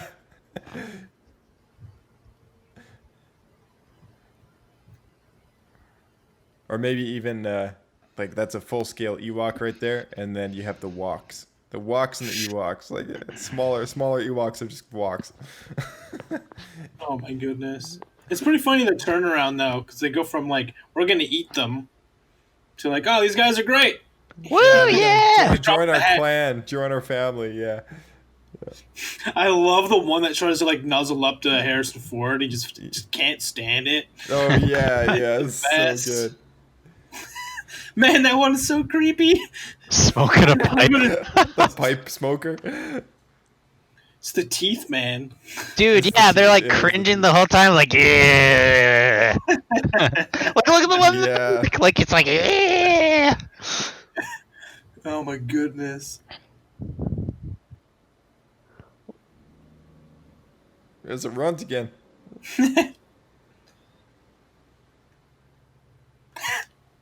So gross. Look at that thing, man. Yeah, it's pretty creepy. They did a good job with these. Like, the costumes are so, like... Yikes. Yeah. I'd like to mention there it is. as well. Yeah. Like, oh, jeez. Yeah. I'd like to mention as well that like even though 3PO and R2 they don't have like that one on the like, right they is don't the have creepiest. Look at his teeth. He's just They're like rotting. Yeah. He's like, yeah. And like his fur is kind of like greasy. Yeah, dude, like, I wonder if these guys know what a bath is. Like, could you imagine the smell of these, like, Pretty rough. junky little guys? Bro. Oh, he's one of the leaders. I didn't realize that. Just I gotta mention like the fact that 3PO is like telling like this story and stuff, kind of like, even though they don't really have like solid character arcs, like they're just in all the movies and they take part in all the other character story arcs. Well, George once said that the movies are done from their point of view, isn't it? Exactly, yeah, and that's something that yeah, that's exactly where I'm going with this. Is that in episode 4, like 3PO, he tells Luke, he's like, oh, we've seen so much action and we're not very good at telling stories or whatever. And then in this movie, which is supposed to be the last of the saga, you know, he's actually telling the story that's like captivating all of them, and then it's a result of them actually becoming part of the tribe, which then is the reason to which the rebellion actually wins this battle. So it's because of 3PO's storytelling that actually causes them to win in a way. So it's like it's really quite a small thing, a small detail, but it's a very crucial story moment. And I always like, every time I watch A New Hope, I always remember this scene. Like when 3PO is like talking, like telling that story, everyone's around the fire, just like totally captivated by it. And he tells Luke, he's like, oh, I'm not much one for telling stories, but in actual fact, he's like the best storyteller that anyone has ever seen. And the perspective of all these films is his. It's like a great another great Lucas like storytelling thing there. But making the power of story being the real winner. Yeah, exactly. Yeah. This is very George Lucas. Yeah.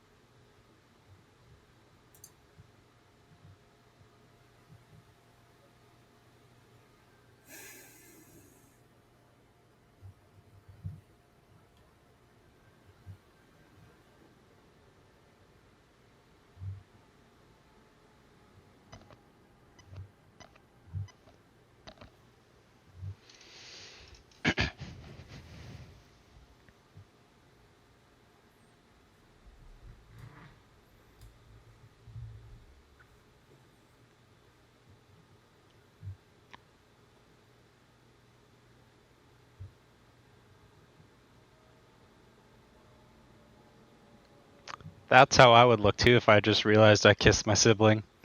Right? Yeah, just like Wait a minute.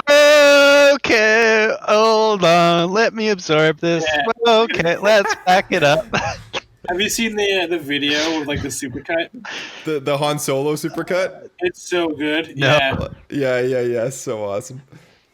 Yeah, you gotta send it in the chat. Yeah, okay, I'll share it later. But what happens is later in the movie when Leia reveals to Han that Luke's her brother, and then it shows Harrison Ford's face when he's like dumbfounded, and then it cuts to like when they kiss on Hoth. Yeah, it's so good. And then it cuts back, and he just looks at her, just like so baffled. and then she kisses him or whatever. Yeah. It's so well done. It's so awesome. It just makes it so like creepy. Yeah. Man, whoever did that, they need a Nobel Peace Prize or something. Huge props for that. Yeah. Hey, what's going on? I'd want alone time too. I just kissed my sibling. Right? You gotta think about it. It's like, what have I done?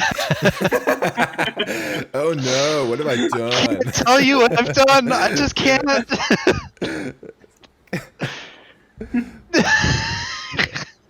It's Oh man. grossed out, feeling a little awkward, doesn't want to talk to people. Got some repressing to do. Yeah. Might need to wash my mouth out later.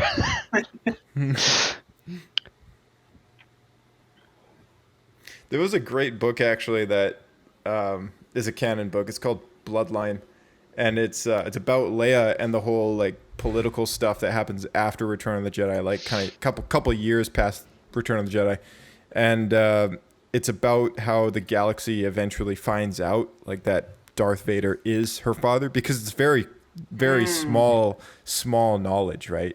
Because like Leia doesn't know, like Leia doesn't even know at this moment that Luke and Vader are related, right? So like he just told her just now, but like nobody knows that. So like as far as the rest of the rebellion goes, like nobody knows the connection between, you know, Vader and his children, right? It's a very personal journey for those characters, and nobody else really knows about it. So when it comes time to actually, you know, for the galaxy to know, it's a very interesting book.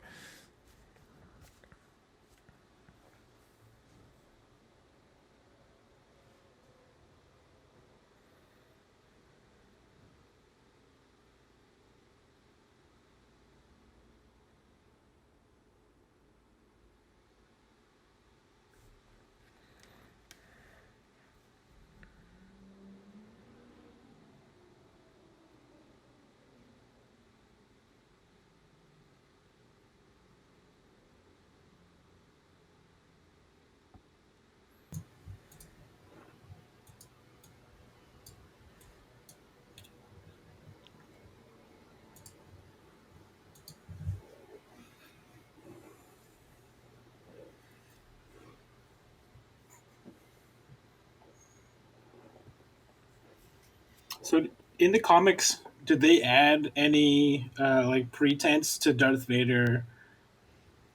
I guess being more neutral than super dark side before this, like because of Luke.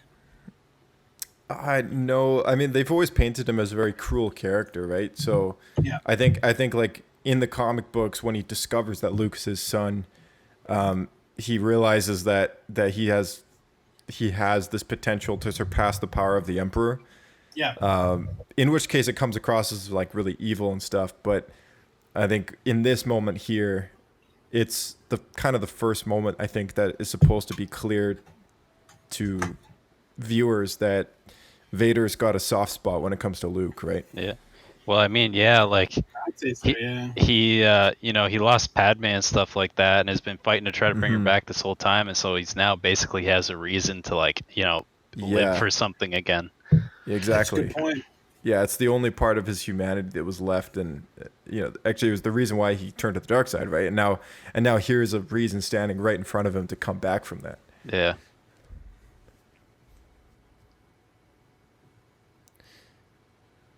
But of course, it's been so many years that he keeps denying it, right? Like he keeps on saying, like, I must serve the master.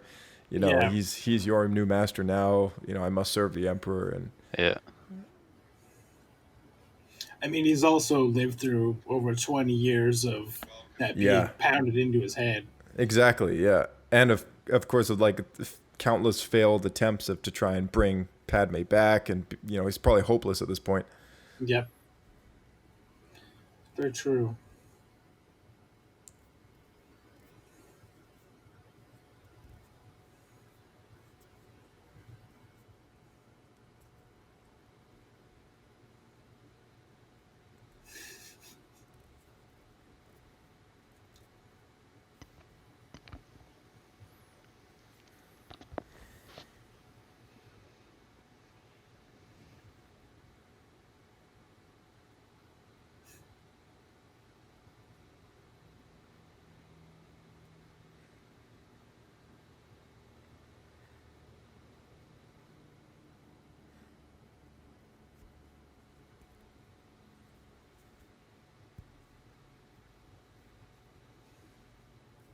Wookie.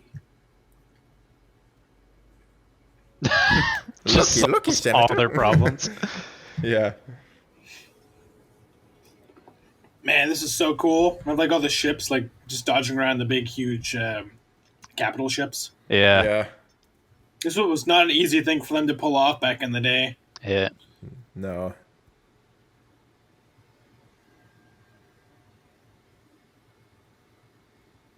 In the new Star Wars Squadrons, they have the like decal scheme or whatever for Lando's squadron. What do they call it? Right. Oh man, I'm blanking on the name now. Yeah. Because red is Luke. It's not gold. Green? I don't. That's think, usually the Y-wings. Gold is the Y-wing squadron. Yeah, gold is the Y-wing squadron. So you can get that squadron decal too, which is actually really cool. And so I have that set up on my Y-wing in that game. But yeah, you can get his squadron's like thing or whatever, and then you can all. I can't remember if the Sulstans are like a race that you can. Yeah, I don't remember. I know you go to their planet in one of the games. Yeah, the first Battlefront game actually had Sullust as a map. Yeah, that was a great map. That was super cool. It had lava that if you touched it, you'd start to die. Yeah, there was no campaign for it though, which was too bad. But there was still like a little bit of a cutscene thing that kind of explained why you were there. Yeah, they also had some. Oh, sorry. Go ahead. It's not totally relevant what you guys are saying, but just to interject, I just noticed, and I don't know if you noticed this, but it wasn't just the eyelids they added. They actually gave at least. Like the whole eyes are replaced. Yeah, they gave him pupils. Yeah, the whole eyes have been and they gave him like whites to the eyes if he looks off to the side and stuff. Yeah, they look so much better. I was gonna say creepy. Yeah, oh, really? It's pretty creepy, man. Yeah, I didn't mind just like the black fur balls. Yeah. Really? It looked just like teddy bears before, right? Because that would have been the same kind of eye style. Yeah. Black. But yeah, they have like pupils and stuff. But I think that's possibly the reason why they did it, is because they look too much like teddy bears, maybe? Maybe. I can see that. I mean, George was the one who probably requested that too, right? Yeah, but it's not all of them, like, with the pupils. Like this guy, most of them all just still have, like, the pure black eyes. Yeah, it's just some of the hero shots that he's on for, like, longer enough that, you know. There's Rex. He's the guy with the mustache. With the mustache, yeah. So that's supposed to be a clone. Yeah, that's the guy on the left with the mustache. The old guy. Oh, the old guy with the beard. Yeah. Because remember, clones age at twice the rate as everyone else. Yeah. So in how 20 old would years, he be now? He would be he'd be around 30, but his body would be in his 60s. Yeah. Wow. That's a rough time. It's a rough deal, yeah. Clones. Genetically engineered. Mm-hmm. But it's pretty cool, because basically it was just happenstance. At least that's how Dave Filoni says. because when they did originally it was obviously Clone in his prime in the original Clone Wars series. Then when they did the Rebels show, they brought him back, and he was like this old, like a fat guy. He had a big white beard and everything, and then Filoni just designed him like that, just so he looked like he'd aged. And all the fans are like, "Wow, he looks almost exactly like the guy from Return of the Jedi." Yeah. Yeah. So they're like, "Hey, why not? Let's make it canon." Yeah. They just made it a thing.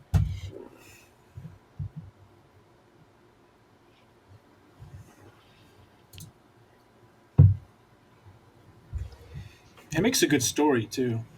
Yeah. Yeah. It does. Yeah, they could He's make the him. only guy, man, that can like pull off that line. Yeah, agreed. In time, you will call me master.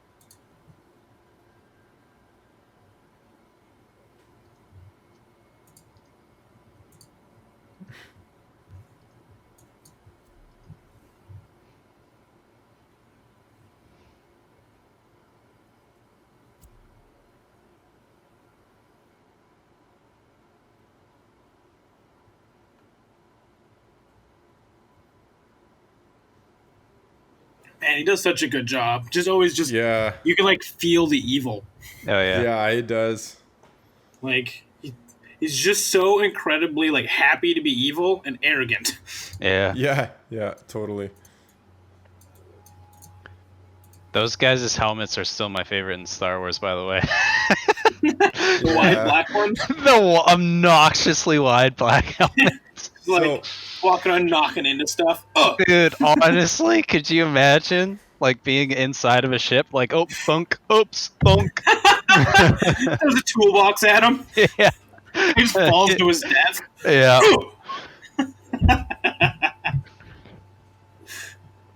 He's like, yes, today's the day. I'll be able to kill rebels. Ah! Right? Oh, man. Now, one thing that's always really bothered me is that the Emperor says there is a battalion of my best troops. Yeah. Yeah. And then they're stumbling around like a bunch of like blindfolded idiots. Exactly. Like, these are supposed to be like the elite of the elite. Yeah. It's like, what the crap? And they're like taken out by guys with sticks and rocks. Yeah. Yeah, it's pretty sad, isn't it? Yeah.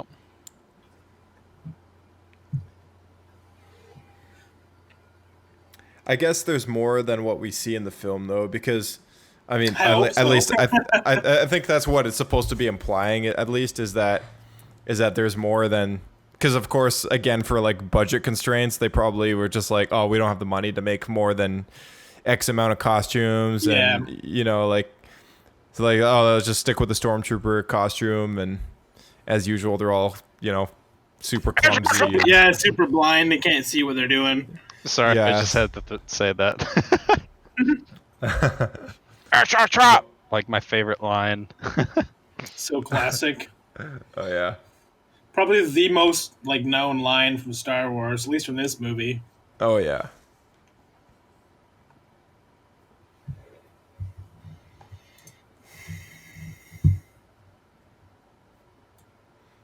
But yeah, because in Battlefront 2 in the campaign of we have like Inferno Squadron is on the Endor battle as well, right? Yeah, they're part of the Empire.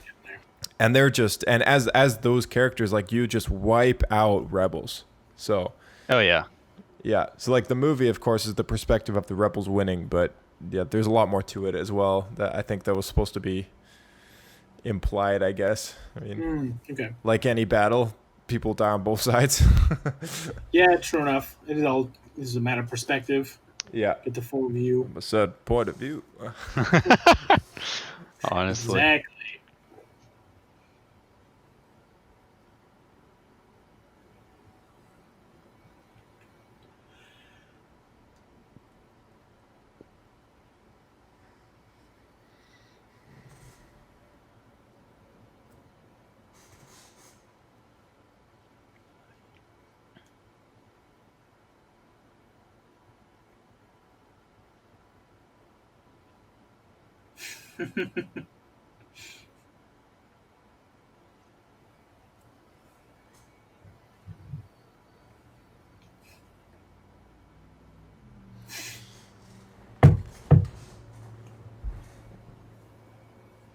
There was something Dave Filoni said about that line, like in one of the Mandalorian Gallery episodes. And it's something I connected with actually because I kind of felt the same way when I was younger. As I thought it was a very interesting thing for him to say, is that like, you like your father are now mine. And it's such a terrifying thought to see, to like, as a younger viewer, to like, just like, oh, somebody's can possess my father, like somebody can own him, like this evil twisted guy. And so like Dave, like on one of these things, like had mentioned that, and I always thought that was a really good like example that he brought up of being a younger viewer watching that movie and then kind of having this terrifying moment of like, oh, the Emperor, he's such a scary guy, like he's, you know, he's just like dominated your family. Yeah, exactly. Yeah. These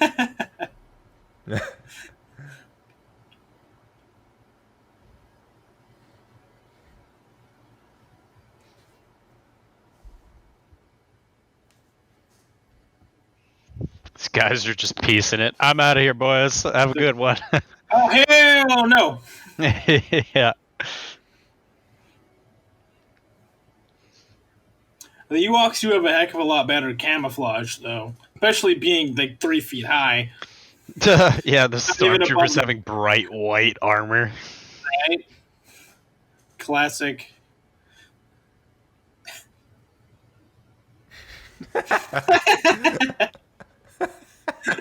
Just beating him with rocks. Dude, yeah. I will say, Josh, I think I've told you this before. ATSTs are so P in Star Wars Battlefront 2. Oh yeah. Oh yeah. They're so like tanks. Yeah.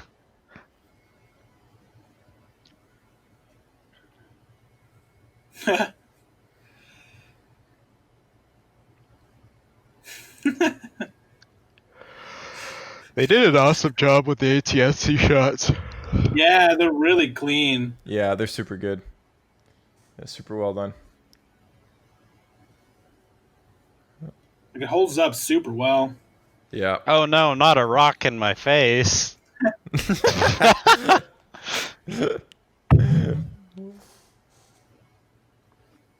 Oh, there's the guy. Did you just see that guy with the brimmed helmet, and he cannot see anything? Like the whole totally thing blind, covering his head. Like, You know what's funny? Great. You know what's funny about Wicket's little like slingshot moment there is that I'm pretty sure something very similar happens to Jar Jar in the Phantom Menace too. Yeah, with the bow, with the little, or whatever. Yeah, the Boombas. Yeah, the Boombas. He said, "Don't have it, Boomba." Here, you sir, taking this one. Whoop whoop whoop whoop. Classic Jar Jar. Oh man. Yeah, what's funny is if you actually see the progression of the movies as they came out, there wasn't a lot of like slapstick comedy in the first one, or really the second one, outside of maybe Yoda in a couple of scenes. And then this one, you get the Ewoks, and then they just went like the next level for Jar in the following movie, right? Yeah, exactly. You can actually, because a lot of people were really pissed off about that, saying how it didn't really fit in Star Wars, but we see the Ewoks doing it like right now. Yeah, exactly. Which, in all fairness to most of those people that don't like, the Gungans or whatever, Jar Jar, a lot of people don't like the Ewoks either. Yeah, like the same group of people don't like this and Return of the Jedi is in general, I think most people's like least favorite of the original trilogy. Yeah, that is true. At least what I found. Yeah. I've always found that very interesting because I don't know. To me, I think like the pacing of episode 4 sets it back for me, at least, as far as which one is my favorite. And yeah.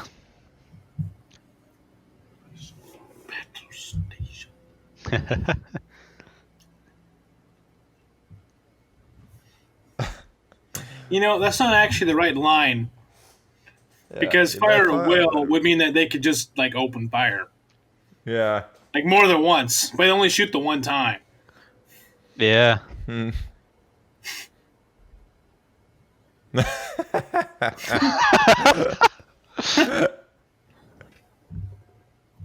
Oh, he is Gold Leader.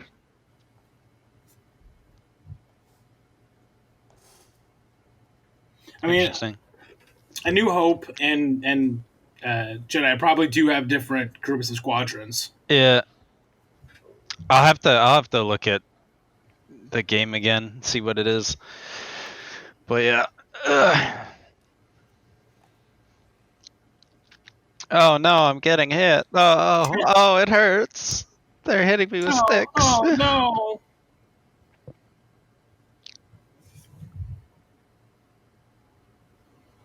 Man, Han Solo is just surgical with that DL-44. Oh yeah. 3PO's wires in his chest in this movie are really straight. I noticed that too. They seem different. Yeah. I was looking at it and I was like, is it different or is it not? Because I think there is more like... There's usually more chaos going on. Lightning bolt almost kind of shapes. Yeah, and there's like cross wires that are supposed to be going on. Like it almost looks like I don't know, it looks way too clean almost. Yeah, I thought that too. Man, this scene is totally me every time I hop into an ATST. Just wipe out the enemy team. Just killing all their friends and family.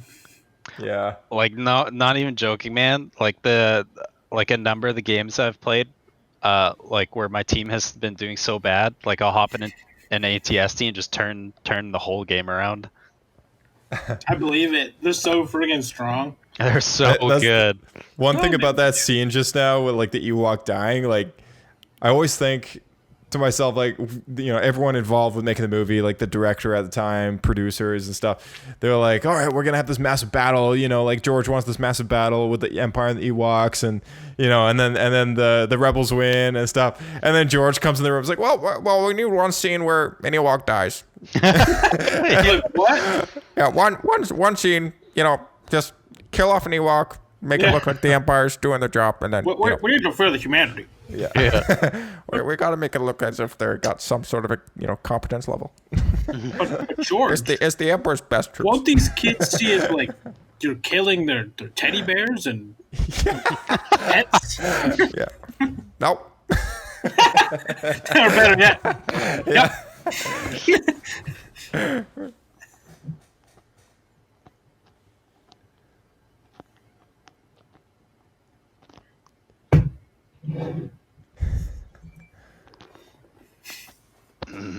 Your anger. Okay, there was this picture, like going off of this scene here. There was this picture that I forget who sent it to me now. Did I post it in the chat? Hold on.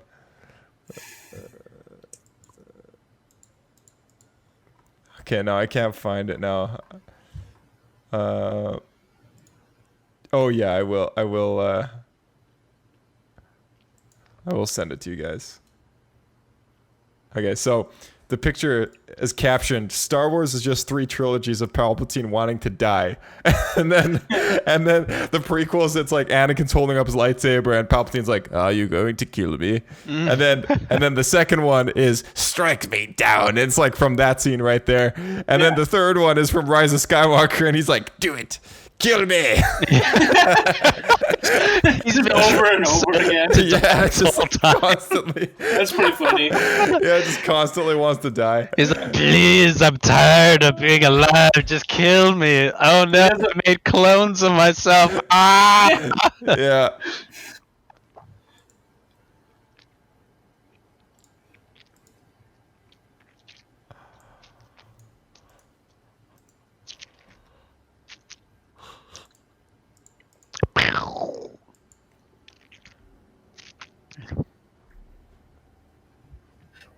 Yeah!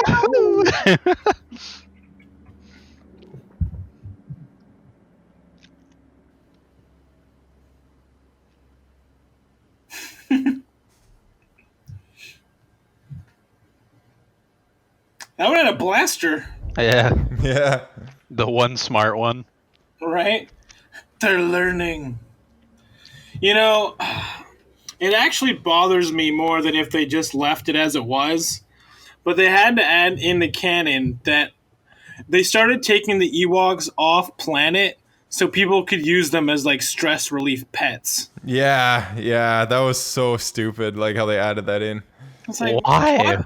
Why is that necessary? Because they wanted to use them for something, and they didn't think they were intelligent enough to just to be added to like the. It's also going to be added that that author that wrote that into that book. That author's not since written another Star Wars book. He only wrote those 3. Yeah. Yeah, they weren't that great. No, they were pretty bad. Especially because they were supposed to take the place of the Thrawn trilogy, which was amazing. Yeah. Close the blast doors.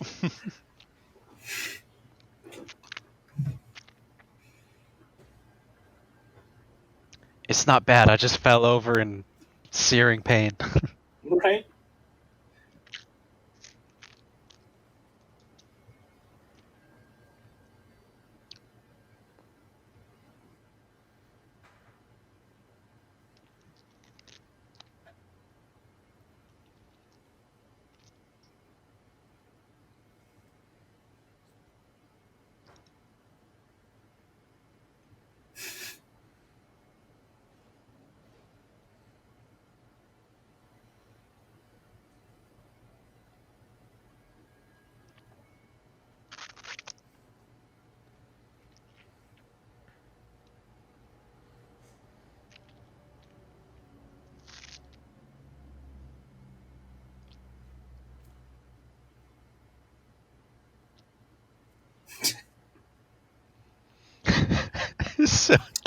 Okay. Right. So every time I'm running a group at the gun range, like when I'm working as a range officer, that's exactly what I tell people every single time they shoot. Use your aggressive feelings. Well, I tell them, I'm like, be more aggressive, like lean forward, like be aggressive, like, like get into like an aggressive posture or whatever, right? Like it'll help you control the gun better. So I was like, I can relate to that on a personal level. Pretty funny. Be aggressive. You should just like exactly as the Emperor said it. Use that like over the intercom. Dude, for real. I'll be like, use your aggressive feelings, boy. They just be looking at me like through you. They'd be like, this guy's not right for the job. Yeah, you might be training them for the wrong idea. Oh my gosh.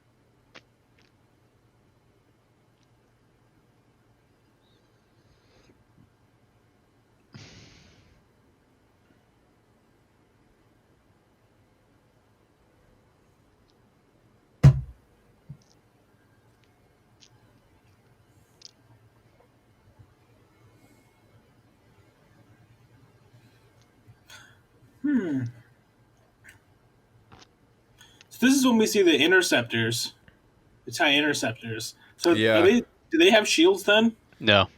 Okay. Yeah. But they're No. even faster than regular TIEs. Yeah. In Star Wars Squadrons, they do a really good job with them. They're like the basically the fastest vehicle in the game, but they have like very, very little like hit points or health. Like the A-wing is the same way. It's like an interceptor, except that it has it's a little bit slower, and then it has like shields and stuff like that. Yeah. But the ties in Star Wars Squadrons, dude, like I've gone on crazy kill streaks with those things. Like they're super good because you can just whip in and out of dogfights. Like they're because just get in and get out real quick. Yeah, because since they don't have shields in Star Wars Squadrons, they with the Imperials, what they do is they have this like system optimization thing, where like you can change power between different systems and stuff like that to make it better, but then you can like drain power from all systems into one system to give you like a instant like boost and stuff. And so yeah, you can optimize your power for your blasters, like blast or enemy ship or whatever, and then you can instantly change it all, like convert all that power over to your engines, and like zip right back out, and then just like fly away. Like you can run missiles and other fighters, like everything. That's pretty sweet. Just that level of power you can kind of swap around. Yeah, it's great. Yeah, I love that line from Luke where he's like, "Never!" Like it's so like furious and it's like vicious kind of thing. It's like time he said it, he's like, "No!" Yeah. Yeah, he said that in a painful way though, where he's like this one is like he's just angry. He's right? just mad, bro. And this music is so dark. Oh yeah. Yeah, it is. Yeah. Yeah, I mean he's giving in to like everything the Emperor wants him to right now. It's true. The Emperor's like, do it, do it, do it, kill him. Yeah, it's like the one thing that makes Luke snap is like the thought of somebody going out and killing Leia. Mm-hmm. The old man clap. Yeah. The single clap. Yeah.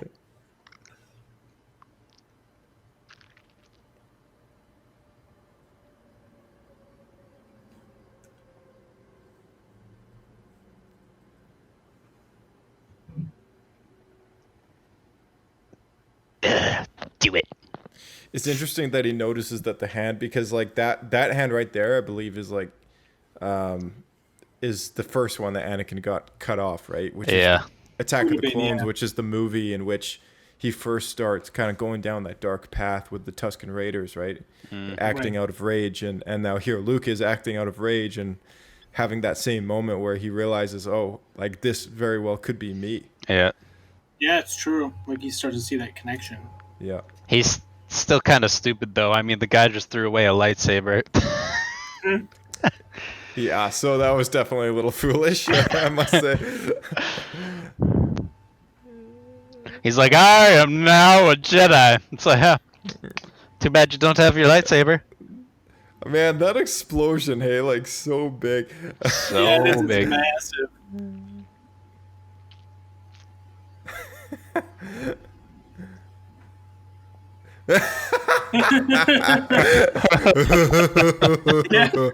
So good. Niam.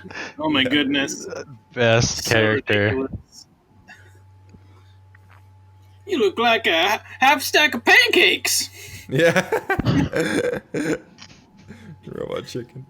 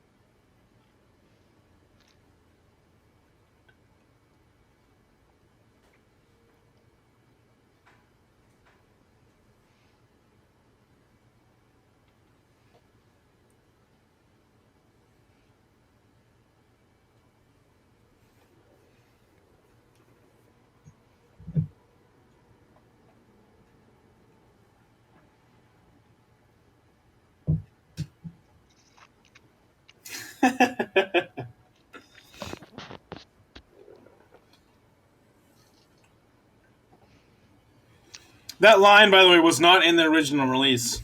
No. When Vader screams. They added that in the special editions. Yeah, that's right.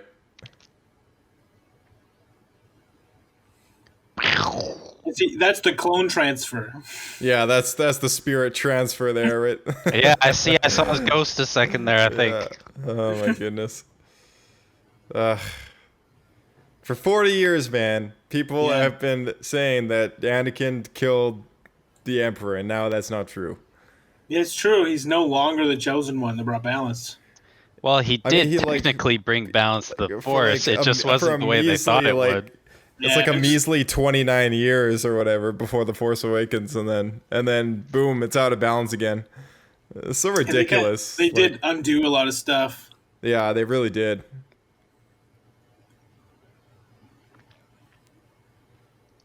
They should just decanonize that entire trilogy. It honestly makes more sense to not have it. Yeah, for George's vision, for sure. Yeah. What trilogy? What are you talking about? I have no idea what you're speaking about. Yeah.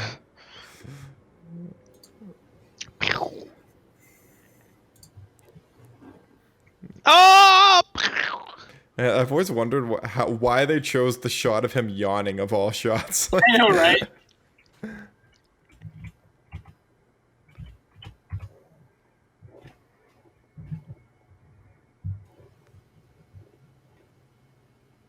Oops.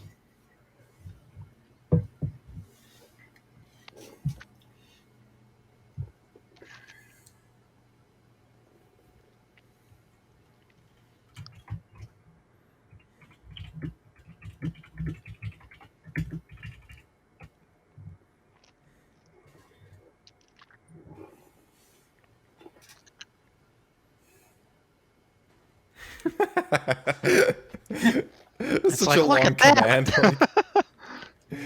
Oh my goodness. Man. Just the level of detail in these ships, man. It's crazy. So yeah, good. It's so good.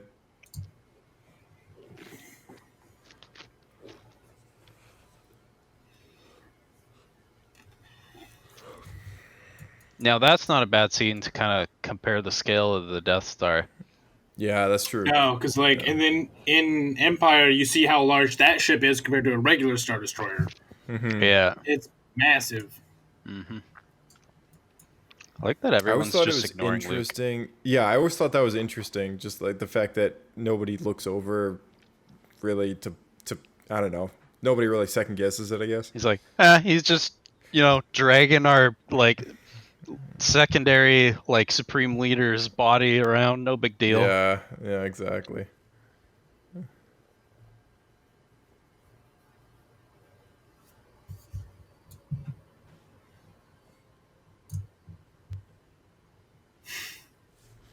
He's like, you have eyes? Okay.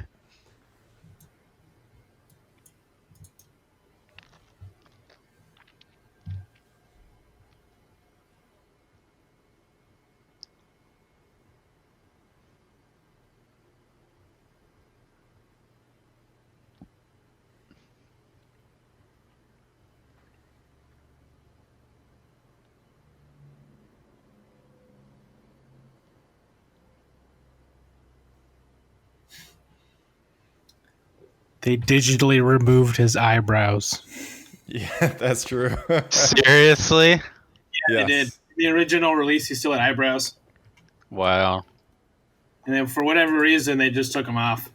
Well, it's because he is burned, right? So he wouldn't have any hair follicles left.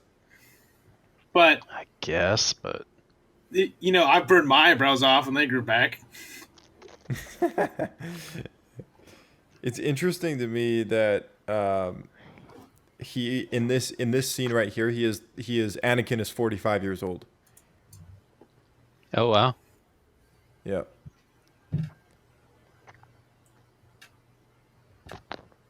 He obviously looks older than he actually is, but in this movie, that's his age right there. Is 45 years old. I always thought it was pretty crazy. You know, he takes off the mask. And for a lot of people, it's like kind of like that moment. I think it's one of the most captivating moments of this entire movie because it's the first time anyone sees Vader's face since the helmet went on in the first place. Yeah. So it's true. It's like he takes off the helmet and it's just this guy, right? Yeah.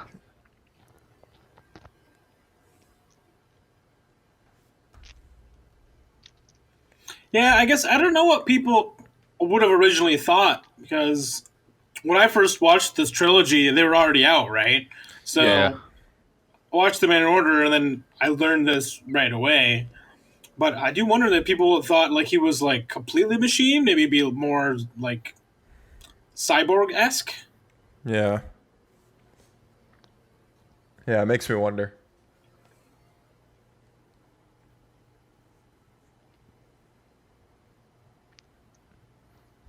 No.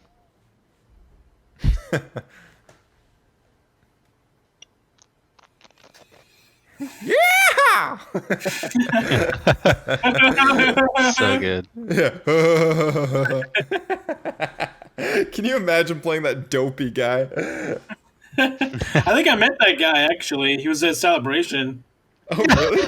Yeah, he was on stage. Yeah, him and the guy who did the voice of Admiral Akbar. Or oh yeah, he's dead just now. after he passed away. So it was the guy who did what was it? One of the other voice actors. So it must have been someone who just worked with him. Was it the guy who did Akbar in like the animated shows? I think it might have been that. Yeah, he had some sort of connection to Akbar anyway.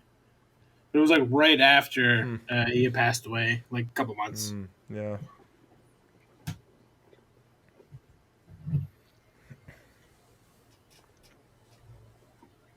This is the scenery that they used for the supercut. Yeah. Yeah, it's right here. Yeah.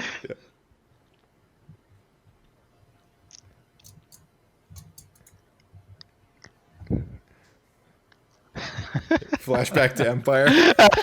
Right?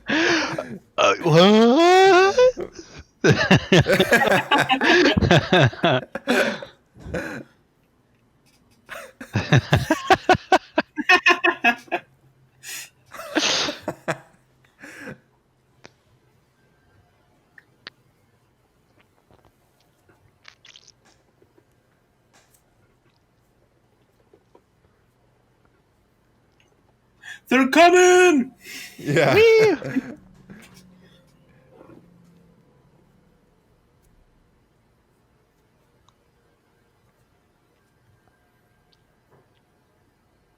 It's funny how this kind of became the standard for all Jedi funerals. Yeah, like a pyre. And...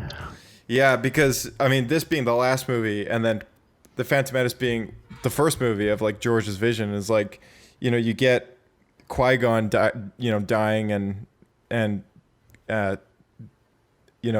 being burned in a very similar manner at his funeral, and then here Anakin is like the boy that he saved from slavery, ironically enough, and that boy is now burning on the pyre just the same, who has just been redeemed from what you could consider slavery, you know, being in this apprenticeship to the Dark Lord. And He basically traded one slavery for another. Exactly. He's a guy that's always been in slavery. Yeah.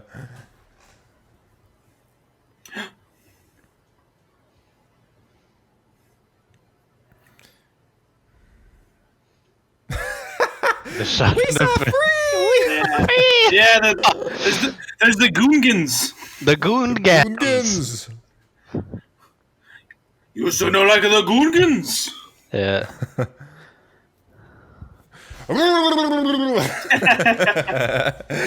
And there's a statue. One of the novels actually takes place about that statue. Yeah, the Palpatine statue getting knocked down. Yeah. Yeah. I love this song, by the way, compared to the old one. Yep. Yeah. I had no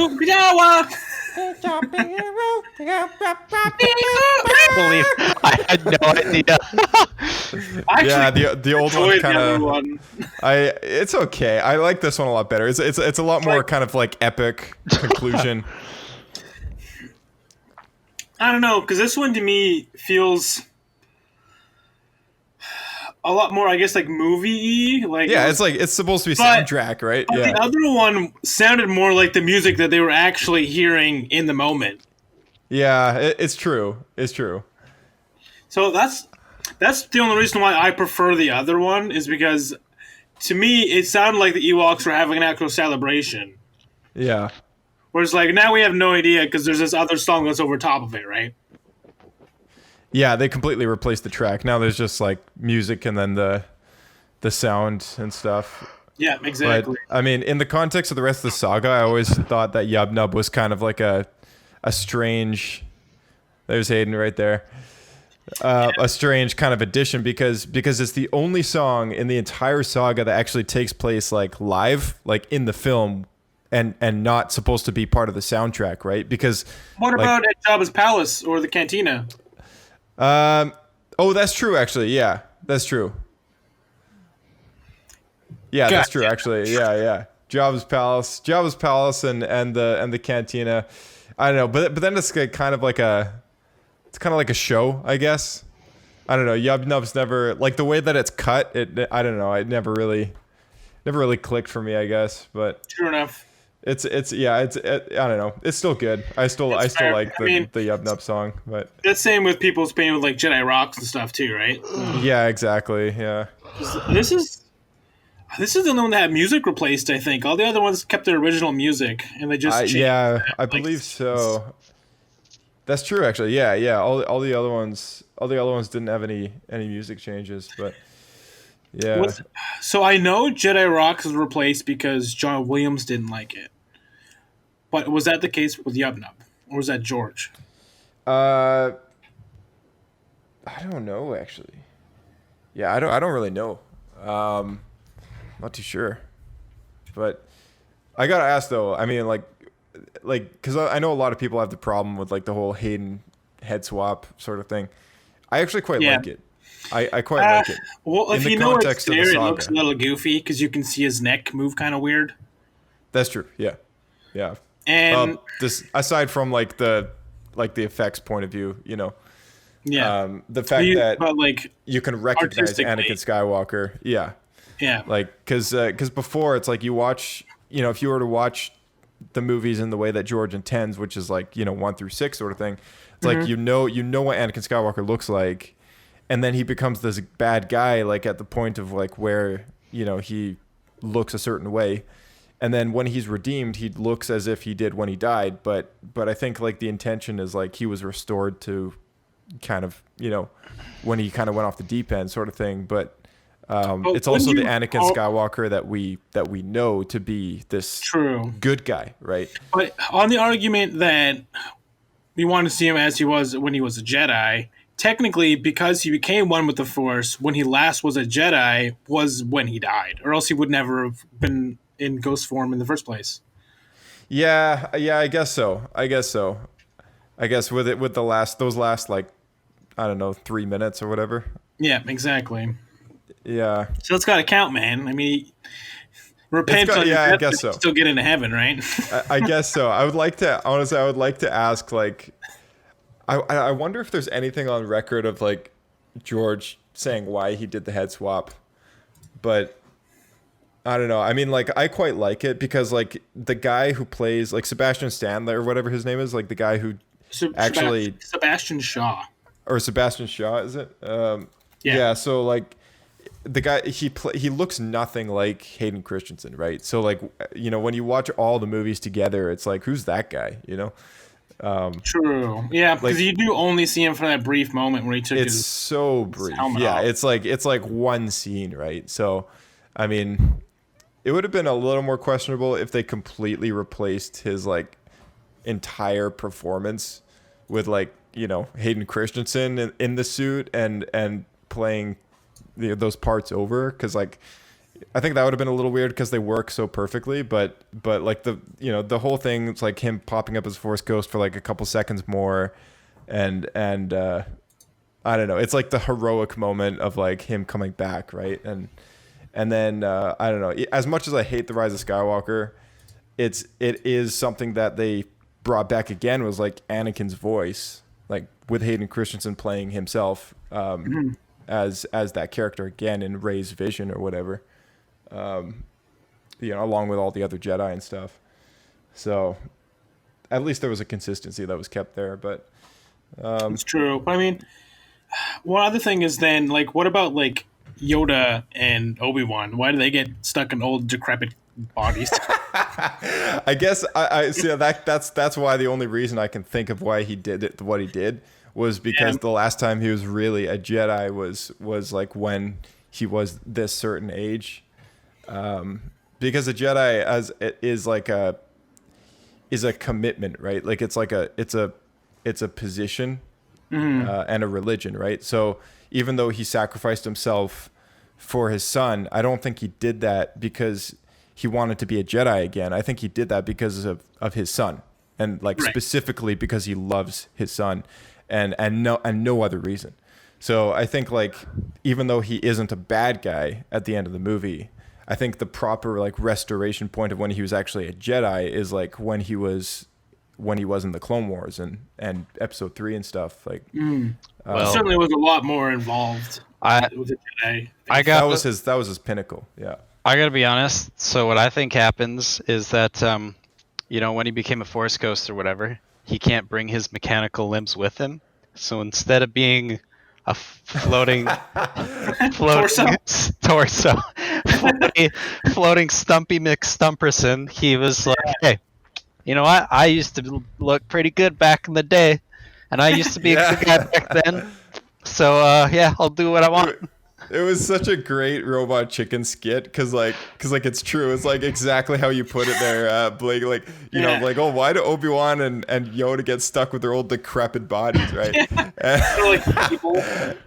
Yeah, so like they made a joke of that in Robot Chicken, and then furthermore, they actually made a joke of Palpatine of like accepting the light side right before he dies, and then but like right before he dies, his robe like flies off and he's wearing nothing. So he dies, and then he's forever in eternity this Force ghost that's like completely naked. Oh my gosh, that's great. It's pretty good. Yeah, he shows up. He's like, "What's up? What's up? What's up?" And then he looks down. He's like, "Oh, this is so not wizard." That's so wizard, Annie. Yeah. That's awesome. Man. That's pretty hilarious. Oh my god. Yeah, it's pretty awesome. Yeah. Yeah, Robot Chicken had some good skits. I did enjoy them.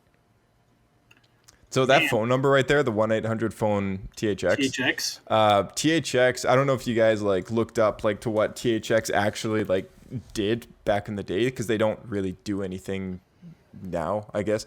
But it's kind of like a label, I guess. But they actually like manage they used to manage the theater stereo systems. I think now it's all Dolby and Dolby Atmos and everything. But back in the day when I think it was like somebody at Lucasfilm, I forget. I think it was Ben Burt who was talking about this.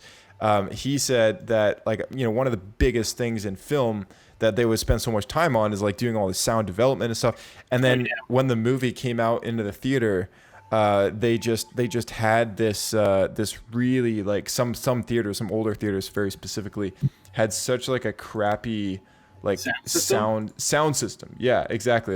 You couldn't really get a good sense as to like music chunks were missing, sound effects were missing, and he himself experienced this when he went to see one of the films, and he's like, this is garbage. Like why am I like I'm a sound guy, like I worked on the films and everything, and then I come here and it's just atrocious. It's nothing like what I experienced in the sound studio, right? In the sound stage.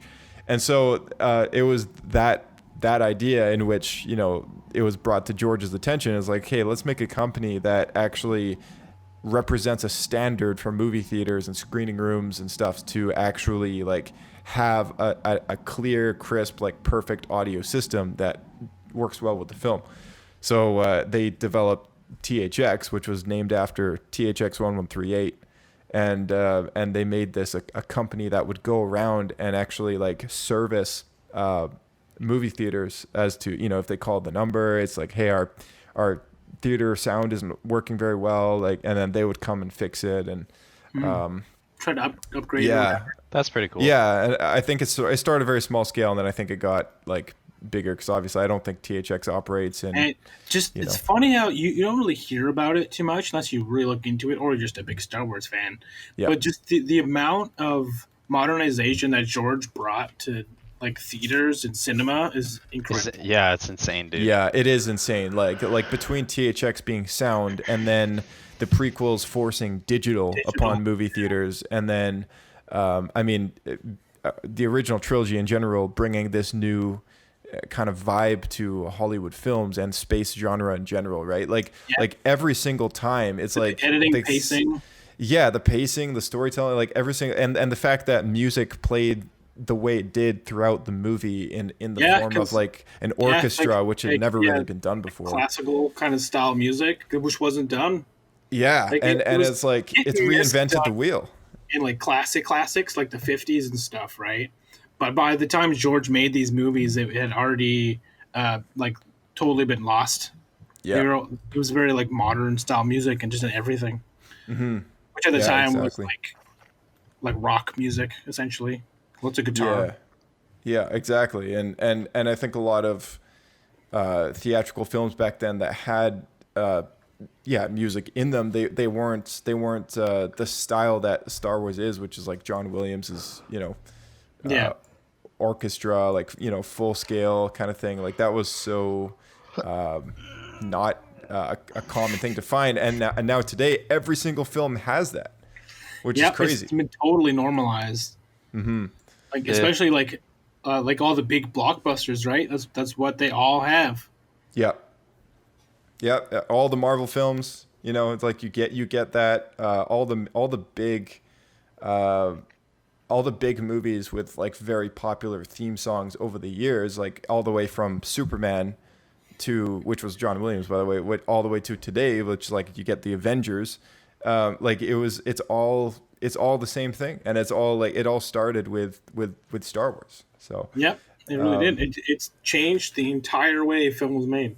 Yeah, exactly. So it always astounds me whenever I come across somebody that has never seen Star Wars before, and they might not be a big movie buff at all, but I mean, like, this is like huge, right? Because like this translates into TV, it translates into anything, and anyone who lives in North America has seen a movie of some kind over their course of their life, if they're not 6 months old already. They've seen something.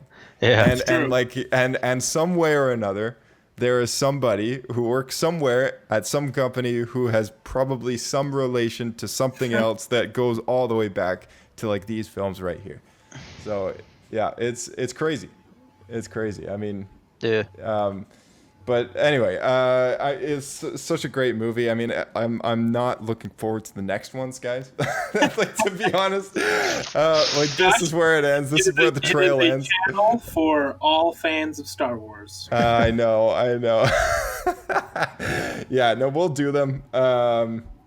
We'll do them and try and get through them in the best way possible.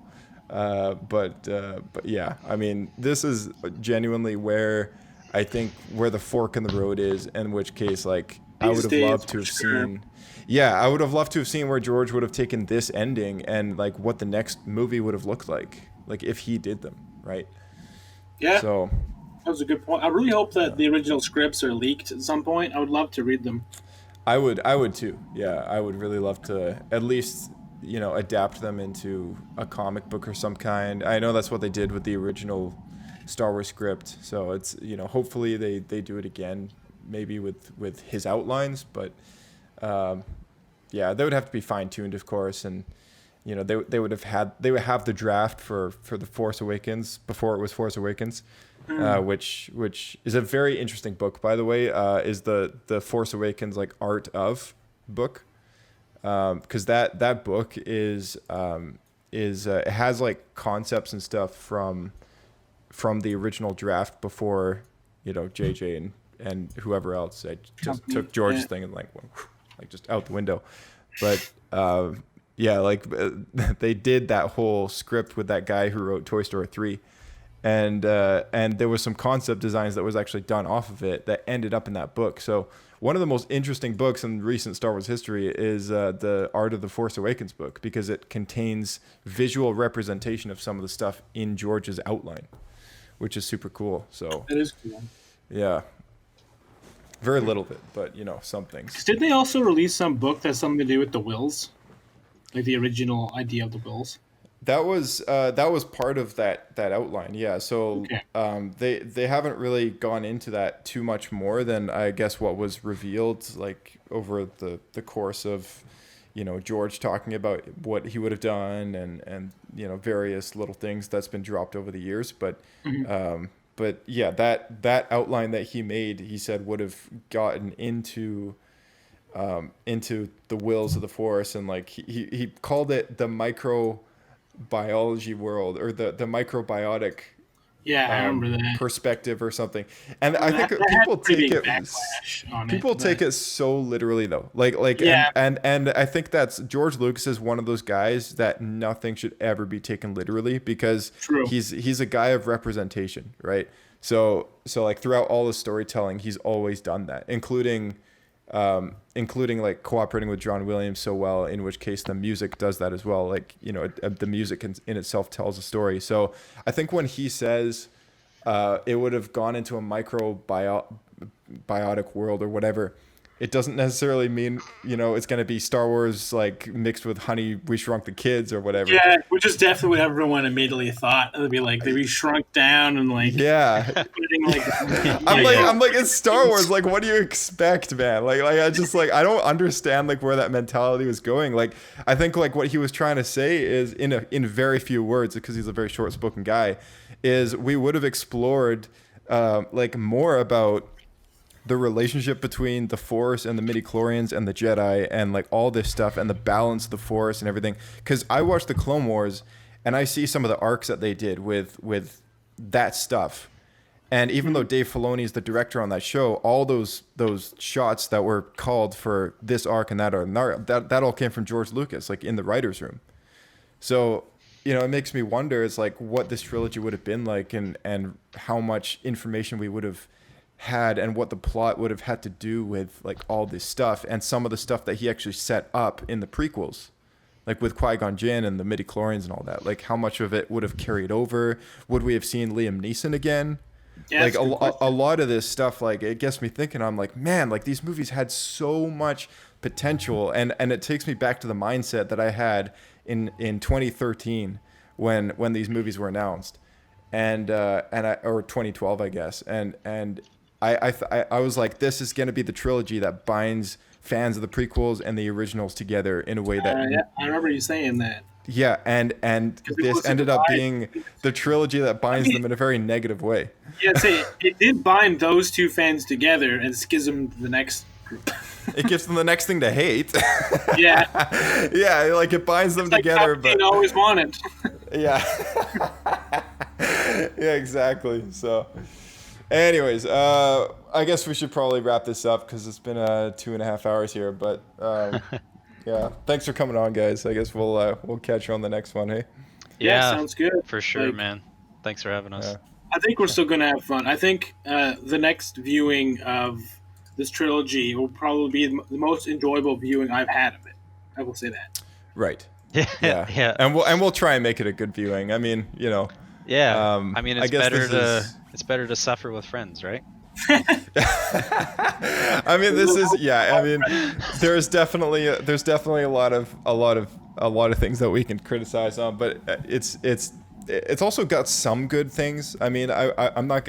It is Star Wars still, and like, we still get Harrison Ford, we still get Mark Hamill back, we still got Carrie Fisher, right? Like, we still have some stuff to appreciate and out of those films, and even though they're in the context of a trilogy in which I have no care for in the world, like at least we got some performances that were pretty awesome, and there were some visual scenes that were pretty cool.